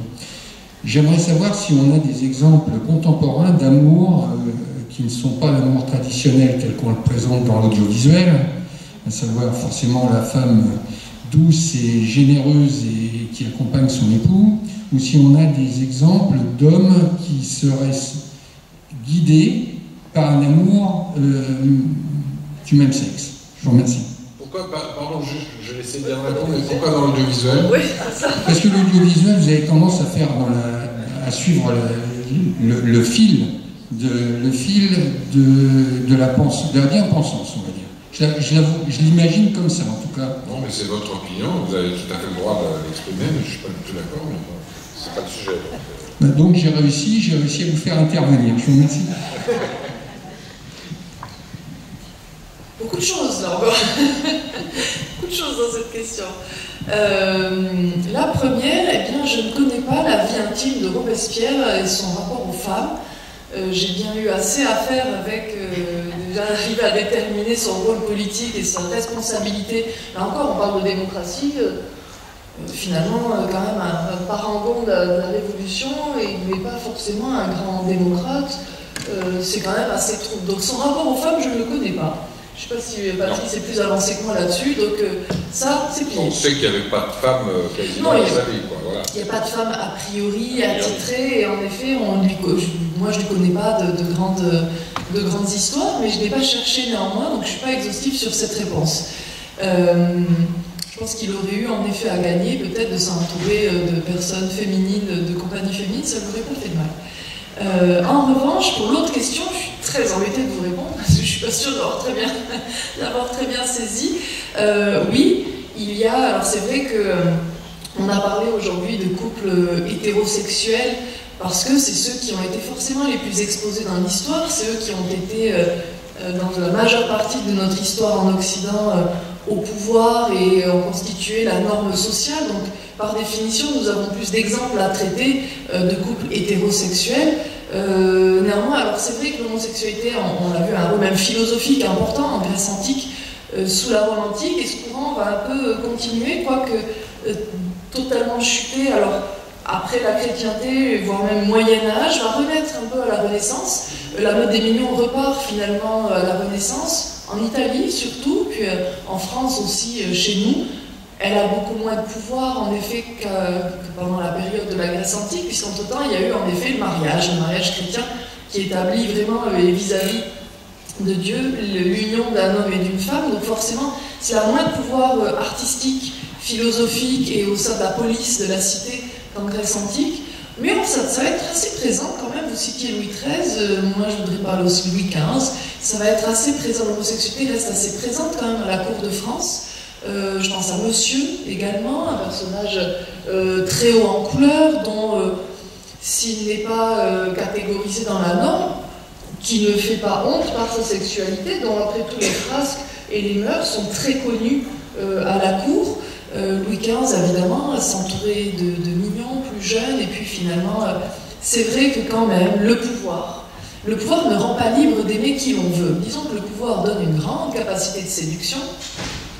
On a toujours la liberté d'aimer, mais on n'a pas la liberté d'aimer qui l'on veut lorsque l'on est président, ni lorsque l'on est roi. Et en effet, un des grands drames de Louis XV, là où ça semble moins difficile pour Louis XIII, va être de devoir renoncer à la compagnie des hommes pour lesquels il a une appétence, égale peut-être à celle des femmes dans sa jeunesse, mais en tout cas libre justement d'aller vers l'un des deux sexes, et pour finalement n'aimer que se donner aux femmes, en tout cas en épouser une, puis se donner à d'autres, mais surtout le choix des maîtresses est imposé par sa stature.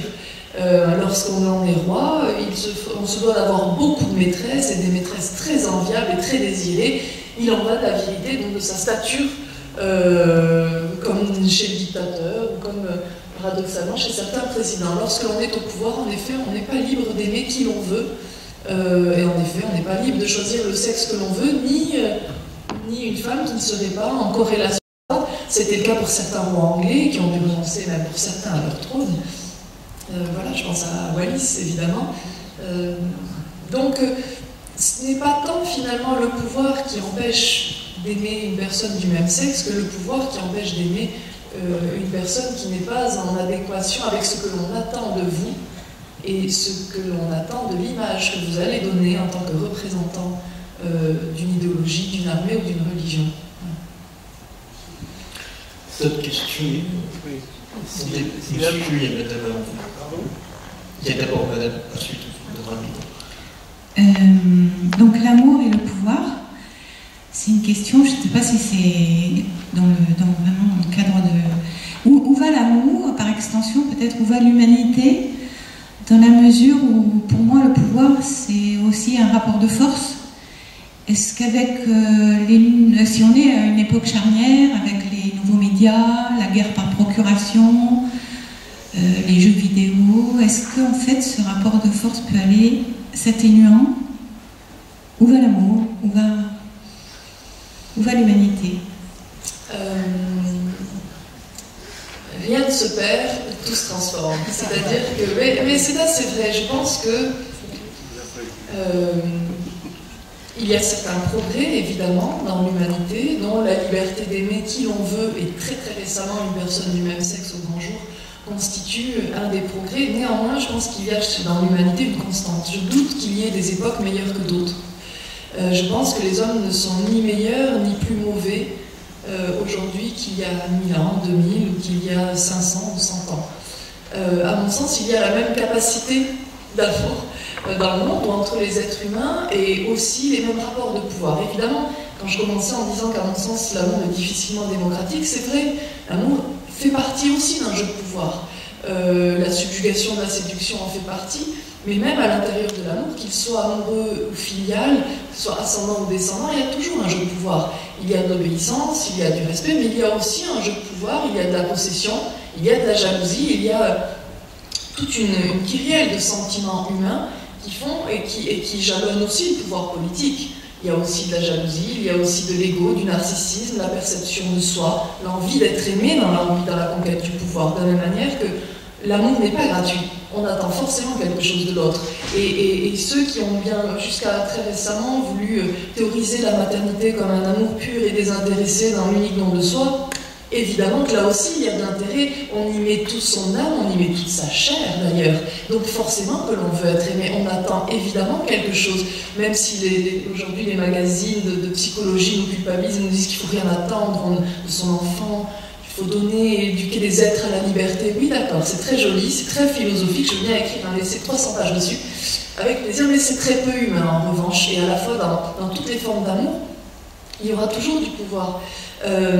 Ensuite, c'est vrai que les médias, l'instantanéité peut-être de l'information plutôt que des médias, je ne vais pas reprendre la formulation de tout à l'heure, l'instantanéité, le diktat aussi imposé par la rapidité des médias, de l'information, des guerres successives, de la technologie, des avancées, font qu'en effet on peut avoir la sensation que l'amour est peut-être moins présent ou moins dominant et qu'il y a beaucoup d'autres éléments dans l'équation humaine. Et que peut-être votre question est guidée par le fait qu'on y voit plus de violence aussi. Je ne pense pas que la violence existe beaucoup plus qu'avant, je pense qu'elle est plus visuelle, elle est plus visible. D'abord elle est visuelle, elle est filmée, elle est sonore, elle nous apparaît de manière immédiate. Donc moi je suis assez tranquille pour l'humanité. Je pense que l'amour va et vient d'un endroit excessivement profond et puissant pour l'être humain. C'est un endroit qui fait ce que nous sommes des hommes, et que même si la femme n'enfante plus, même s'il y a des techniques aujourd'hui pour ne plus procréer, etc., la femme, on le voit, est toujours une femme. Elle reste toujours une mère ou toujours une amoureuse. C'était la grande peur, vous savez, lorsqu'il y a eu l'apparition de la pilule, de l'avortement, ou aujourd'hui gestation pour autrui, ou maintenant l'utérus artificiel qui apparaît. On voit que finalement ça ne change pas grand-chose à la manière dont nous envisageons l'autre, dont nous envisageons la rencontre, dont nous envisageons la filiation. Moi je suis assez confiante là-dessus et je ne me laisse pas prendre par la vague, en effet, de violence qui nous apparaît plus forte en volume, plus forte en vision et plus rapidement parce qu'elle est partout. Je pense qu'au contraire, le monde devient paradoxalement, dans certaines zones ou à certains moments, ou pour certaines cibles, moins violent qu'à d'autres moments. Notamment aujourd'hui, chez nous, pour la femme. C'est pas vrai partout, mais c'est vrai là, aujourd'hui, pour ça. Demain, il y aura un autre combat. Ailleurs, il y en a un autre. Mais je pense qu'on ne va pas aller si mal que ça. Ouais. Peut-être que j'aurais mieux pour la femme. Ah, vous en demandez plus, vous êtes une copine. Où va la femme? Oui, numéro 2 de cette conférence. Là, ma réponse est plus mitigée, on va dire. Mais je suis désolée de monopoliser la parole. Hein. Vous m'interrompez à tout moment. On ne vous jugera pas de misogyne si vous m'interrompez sur la phrase où va la femme. Il n'y a aucun souci, vous êtes le bienvenu dans cette réponse. C'est un moment assez délicat et assez charnière, à mon sens. J'ai plus étudié cela, non pas dans Les Dictateurs, mais plus dans La chair interdite, qui traitait donc vraiment de la manière dont l'homme a envisagé le sexe de la femme non pas au sens bassement pornographique et sexuel, c'est pas du tout un livre qui traite de cela, mais la femme, c'est vrai, a une position très différente de celle de l'homme dans la société, parce que par nature, elle a une position différente. Elle a dans son corps la double fonction de donner à la fois plaisir et naissance, surtout à l'humanité. Et on le voit que depuis les premiers textes, donc le livre parle vraiment depuis Sumer, depuis Babylone, jusqu'à aujourd'hui, et sur l'ensemble des civilisations de manière assez rapide, pour certains chapitres, évidemment. Et je me suis vraiment posé la question, en quoi cette double destination de la femme va la placer sous l'œil inquiet de l'homme et va susciter donc à la fois évidemment beaucoup de désir et évidemment beaucoup de peur. Et donc les deux ensemble vont donner du contrôle et parfois de la violence. Et j'ai essayé d'étudier comment cette peur et ce contrôle vont parfois céder la place un peu plus au désir ou au contraire à la violence. Et en effet, ce que j'ai remarqué tout simplement, donc là c'est pas une théorie ou une philosophie que je vous livre, c'est tout simplement un constat sur 3 à 4 000 ans d'histoire. Je ne peux pas faire mieux que ça, mais on voit que dès qu'il y a des moments de crise politique, religieuse, économique ou autre, il y a une tendance première de l'homme à tout simplement resserrer le poing ou la main sur le sexe féminin et de dire ceci est à moi, et donc de nier les droits de la femme. Et ça c'est une constante, on l'a vu, alors, grande période de liberté en Égypte antique, les grandes déesses, la Perse antique, la Grèce, et puis d'un coup, effondrement de la Grèce, les guerres du Péloponnèse, bam, la femme devient presque une esclave, on va lui interdire, alors c'est souvent en plusieurs étapes, on va lui interdire la connaissance médicale et l'interdiction de la maîtrise de son propre corps, c'est-à-dire on va lui interdire de devenir médecin, on va lui interdire les documents de médecine qui sont écrits souvent jusqu'au XVIIIe siècle dans des langues que la femme ne maîtrise pas, pour qu'elle ne puisse pas connaître le corps, la médecine, notamment son appareil reproducteur, puisqu'on interdit jusqu'à des premières sages-femmes chez nous au XVIe siècle. On pense que si la femme maîtrise l'anatomie de son corps et le pouvoir reproducteur, elle se passera de l'homme. C'est une des grandes phobies, véritablement, de toute notre histoire. Ça va être politique, évidemment, hein, donc en faire un élément mineur ad vitam aeternam de la société. Ça va être de réprimer son désir ou sa liberté sexuelle. Le premier texte que j'ai trouvé à Sumer ne parlait pas de la propriété privée ou autre, il parlait de comment punir la femme infidèle.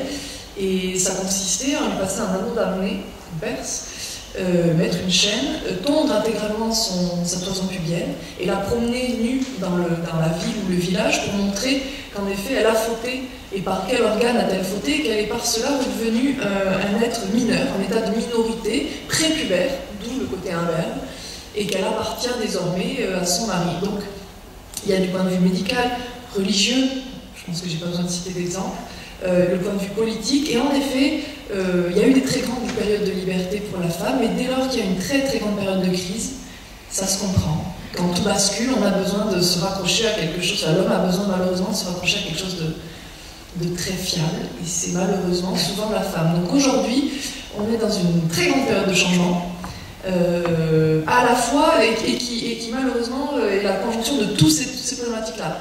Spirituelle, religieuse, politique, avec des grandes phases d'immigration, des grandes phases d'une vraie tectonique diplomatique, une vraie tectonique philosophique et politique, et économique évidemment, avec le capitalisme qui va plus très bien, et on va avoir une crise nouvelle qui est celle écologique en plus. Et en effet, on voit un peu partout sur la planète commencer à prendre des réactions qui, si on ne connaît pas l'histoire, paraissent insensées. Ah, j'ai une crise économique, tiens, si j'interdisais l'avortement. Quel rapport immédiat, a priori? Vous ne voulez pas plutôt investir dans l'éducation et la criminalité? Non, les femmes d'abord. Bon, d'accord, pourquoi pas? C'est le cas en Pologne, on l'a vu très récemment, où en effet le gouvernement de droite, on va dire, et nationaliste a voulu interdire l'avortement qui était permis dans 3 cas uniquement, qui était toléré par la religion chrétienne, qui étaient les viols, le danger de mort imminente pour la mère et la malformation grave du fœtus. Maintenant, il y a eu de grandes manifestations, elles ont résisté jusqu'à aujourd'hui. Un peu partout en Europe, il y a eu le cas en Irlande il y a quelques années, en Espagne il y a 2 ans. On le voit sous Donald Trump, et juste avant, il y a eu ce qu'on appelle la War on Women au Sénat américain, avec de très très nombreuses fermetures de centres pour l'avortement, même de planning familial, avec juste du conseil et accès à la pilule. On le voit évidemment malheureusement dans certains pays où la religion l'islam n'est plus une religion mais est une devise d'État.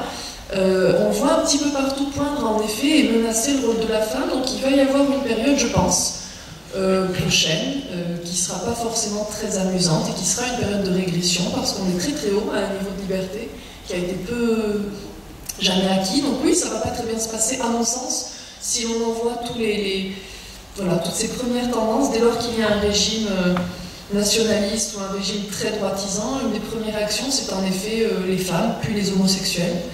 Donc il risque d'y avoir une phase assez sombre, mais à laquelle succédera une phase à nouveau d'expansion, de stabilité, où la femme pourra être une complice et une compagne, et qui prendra encore un échelon de plus en liberté. C'est l'histoire, il y a des recommencements et des vagues, malheureusement, avec des creux et de beaux tsunamis. Juste un mot appliqué uniquement au XXIe siècle et au pouvoir, à l'exercice du pouvoir par les femmes, et notamment en politique. On a progressé, heureusement, mais de manière un petit peu coercitive. Moi, par exemple, à titre personnel, j'étais plutôt hostile philosophiquement, mais je pense que finalement c'est la bonne solution, c'est-à-dire des lois sur la parité, sur la place des femmes dans les conseils d'administration, sur le nombre de femmes dans les comités de direction, etc., etc. J'aimerais bien un jour voir quand même dans un monde politique qui est franchement sexiste, alors ça je peux en témoigner, des femmes présidents de la République, Premier ministre, on a une ministre des Armées, c'est très bien, mais on a eu une ministre des Finances aussi, mais ministre de l'Intérieur, on en a eu je crois qu'une seule, etc. Ça, voilà. Et Mitterrand, par exemple, qui était pour l'égalité entre les hommes et les femmes, il a nommé une femme Premier ministre, mais comme ça, parce qu'il s'agissait de dégager Rocard. Et au bout de 2 mois, il disait un peu partout, moi je l'ai entendu dire, elle est vraiment nulle. Je lui avais demandé, c'était assez drôle d'ailleurs, je partageais pas cette forme d'humour appliquée à l'éducation, mais c'était la cruauté de Mitterrand qui était géniale de ce point de vue-là.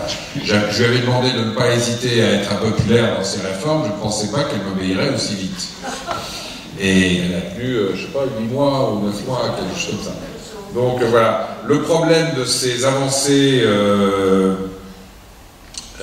législatives, c'est que, à côté de ça, vous avez toute une série d'organisations plus ou moins formelles, plus ou moins publiques, s'exprimant sur la toile, etc., qui s'opposent à ça. Bon, voilà, c'est ce que Diane évoquait, donc il va falloir résister, et quand je dis il va falloir, c'est tout le monde, les hommes et les femmes, mais il va falloir que les hommes aident à résister à tout ça. Bon, je suis hérissé, par exemple, moi je suis un homme libre maintenant, je n'exerce plus de responsabilité, donc je suis très tranquille. Je ne supporte pas les doctrines d'associations comme Sens Commun. Comment en 2017 on peut encore... Je connais des jeunes qui militent Sens Commun. Comment en 2017 on peut militer dans des organisations pareilles? C'est tout à fait leur droit, leur liberté, ils font ce qu'ils veulent, on est dans une démocratie et c'est très bien comme ça, mais on a le droit aussi de dire que ça ne va pas dans le bon sens. Voilà. Juste le oui, pardon. Il nous reste 5 minutes. Le monsieur là-bas avait déjà une question. Monsieur, attendez, excusez-moi, dans le nord de l'Europe, on voit quand même la différence. Les filles de pasteurs, les protestants, c'est quand même autre chose que le catholicisme. Elles prennent le pouvoir. Nous, en France, on est encore sur une royauté, c'est assez... Je dirais pas royauté, non. Mais en effet, oui, c'est plus loin. Monsieur voulait ici, juste devant. Oui. Après le développement sur le caractère humanitaire très isotrope que vous avez évoqué, ma question a un caractère tout banal et anecdotique. Je voudrais savoir si, puisque l'amour accompagne la conquête du pouvoir et participe dans son exercice, quid de cette puissance particulière lorsque le pouvoir en fin de mandat s'arrête, surtout lors d'un échec. Est-ce que vous avez des anecdotes qui décolorent et différencient un petit peu le caractère de ce pouvoir. Ben là, on n'est plus sur l'amour. En quelques mots, c'est un amour. L'amour du pouvoir, alors. Non, oui, cet amour qui participe à la conquête peut être un élan lors d'un échec pour reconquérir ce pouvoir, ou alors un divorce entretenu entre les deux, celui qui a le pouvoir et la femme qui l'a accompagné. Quelques mots. C'est un sujet que ce qui se passe après l'exercice du pouvoir, c'est un sujet que je connais bien. Je suis en train de terminer, on en parlait tout à l'heure, je suis en train de terminer un livre, mais vraiment, il me reste 10%, qui va sortir en octobre, qui s'appelle Les jours d'après. C'est le moment où ça s'arrête. C'est absolument passionnant. Et ce qui m'a donné l'idée de ce livre, c'est j'ai fait l'année dernière un documentaire sur tout le parcours de Giscard, qui est passé sur France 3 il y a 2 mois, quelque chose comme ça. Et il me racontait qu'un mois après sa défaite, il était allé en retraite, alors lui il était vraiment allé, dans un monastère orthodoxe du Mont Athos. Ça m'a tellement fasciné que je me suis dit, tiens, je vais... Voilà. Donc j'ai travaillé là-dessus, sur 25 personnalités de la 5e République, de Gaulle, et puis en ce moment, on a ce qu'il faut, parce qu'il en tombe tous les jours. Hein. Donc les derniers jours de Hollande, de Fillon, de Sarkozy, etc. Je vais pas faire je vais pas faire du roman photo, mais je dirais tout simplement, je sais pas ce que Diane dira là-dessus, que moi, ceux que je connais, le personnel politique de la 5e République, je les connais bien, l'exercice du pouvoir pour un couple, c'est quelque chose de terrifiant. Parce qu'on est beaucoup dans un mélange de protocoles, d'artifices, de vie publique qui est exposée et de vie privée. C'est un autre sujet, mais on est quand même un peu dans le sujet. Pardon, il n'y a plus de vie privée maintenant. Il reste de la vie intime, heureusement. La seule pièce que je ne connaisse pas au Palais de l'Élysée, c'est la chambre à coucher des appartements privés. J'espère qu'un jour on n'y verra pas de photos du couple, même dans une tenue tout à fait normale. Mais c'est absolument terrible. Tous les exemples que j'ai, c'est terrifiant. Parce que vous êtes sous surveillance et que vous allez quelque part, que vous recevez quelqu'un, que vous êtes en retard de 5 minutes, que vous dites quelque chose off qui est répété 3 jours après dans tel ou tel journal ou sur tel ou tel réseau social, c'est absolument terrifiant. Donc je pense qu'il y a une majorité, dire des anecdotes, je ne veux pas dire des choses personnelles qui pourraient gêner, mais je pense que la plupart des couples, je ne parle pas du général de Gaulle et d'Yvonne, mais la plupart des couples, après l'exercice du pouvoir, je ne parle pas non plus des Pompidou, puisque Georges Pompidou est mort pendant l'exercice de son mandat. Mais je pense qu'après l'exercice du pouvoir, ils ont eu à reconstruire leur couple et leur famille. Parce que quand je disais couple, c'est aussi vrai pour la famille. Être enfant, fils, fille président de la République, c'est quelque chose j'en connais un certain nombre, c'est absolument terrifiant. D'ailleurs, il faut voir la manière dont il parle d'eux, c'est jamais papa, maman, c'est Claude Chirac qui dit, il parle de son père, il dit Chirac, etc. C'est des choses tout à fait étonnantes. Voilà, donc je dis pas que l'amour disparaît pendant l'exercice du pouvoir, mais en tout cas, il faut reconstruire derrière. Et il y a beaucoup de femmes, quelles que soient les générations, qui n'aspiraient qu'à une chose, c'est que leur mari, puisqu'aujourd'hui il n'y a eu que des hommes présidents, ne se représentent pas. La plus célèbre étant, une nouvelle fois, Yvonne de Gaulle, qui en 65, quand son mari avait 75 ans, a fait le tour du premier cercle politique du général, en leur disant faites quelque chose pour qu'il ne se représente pas. Franchement, bon, il a sauvé la France en 40, il a reconstruit en 58, ça fait 7 ans, il a 75 ans, il a quand même le droit d'aller écrire ses mémoires à Colombey. Et puis, je m'excuse pour la police des débats, mais on risque de déborder. Oui, pardon. Si Mesdames Dufray avait quelque chose à réclamer. Moi, c'est très rapide. Il n'y a pas d'après la dictature. On ne reconstruit pas un couple. Ils meurent soit ensemble au pouvoir, soit l'un des deux meurt et l'autre est exilé. Donc, voilà.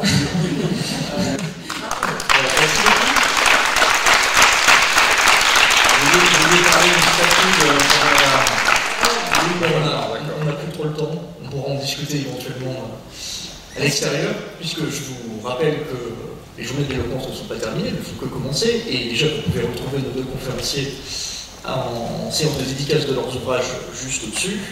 Vous pouvez également retrouver la billetterie du festival pour les prochains événements, à savoir les 2 lectures à l'Hôtel du Comont et le concours national d'éloquence samedi au pavillon Vendôme. On compte sur vous, la plupart des événements du festival sont gratuits, on a besoin de vous pour faire vivre l'éloquence, alors venez nous aider. Merci.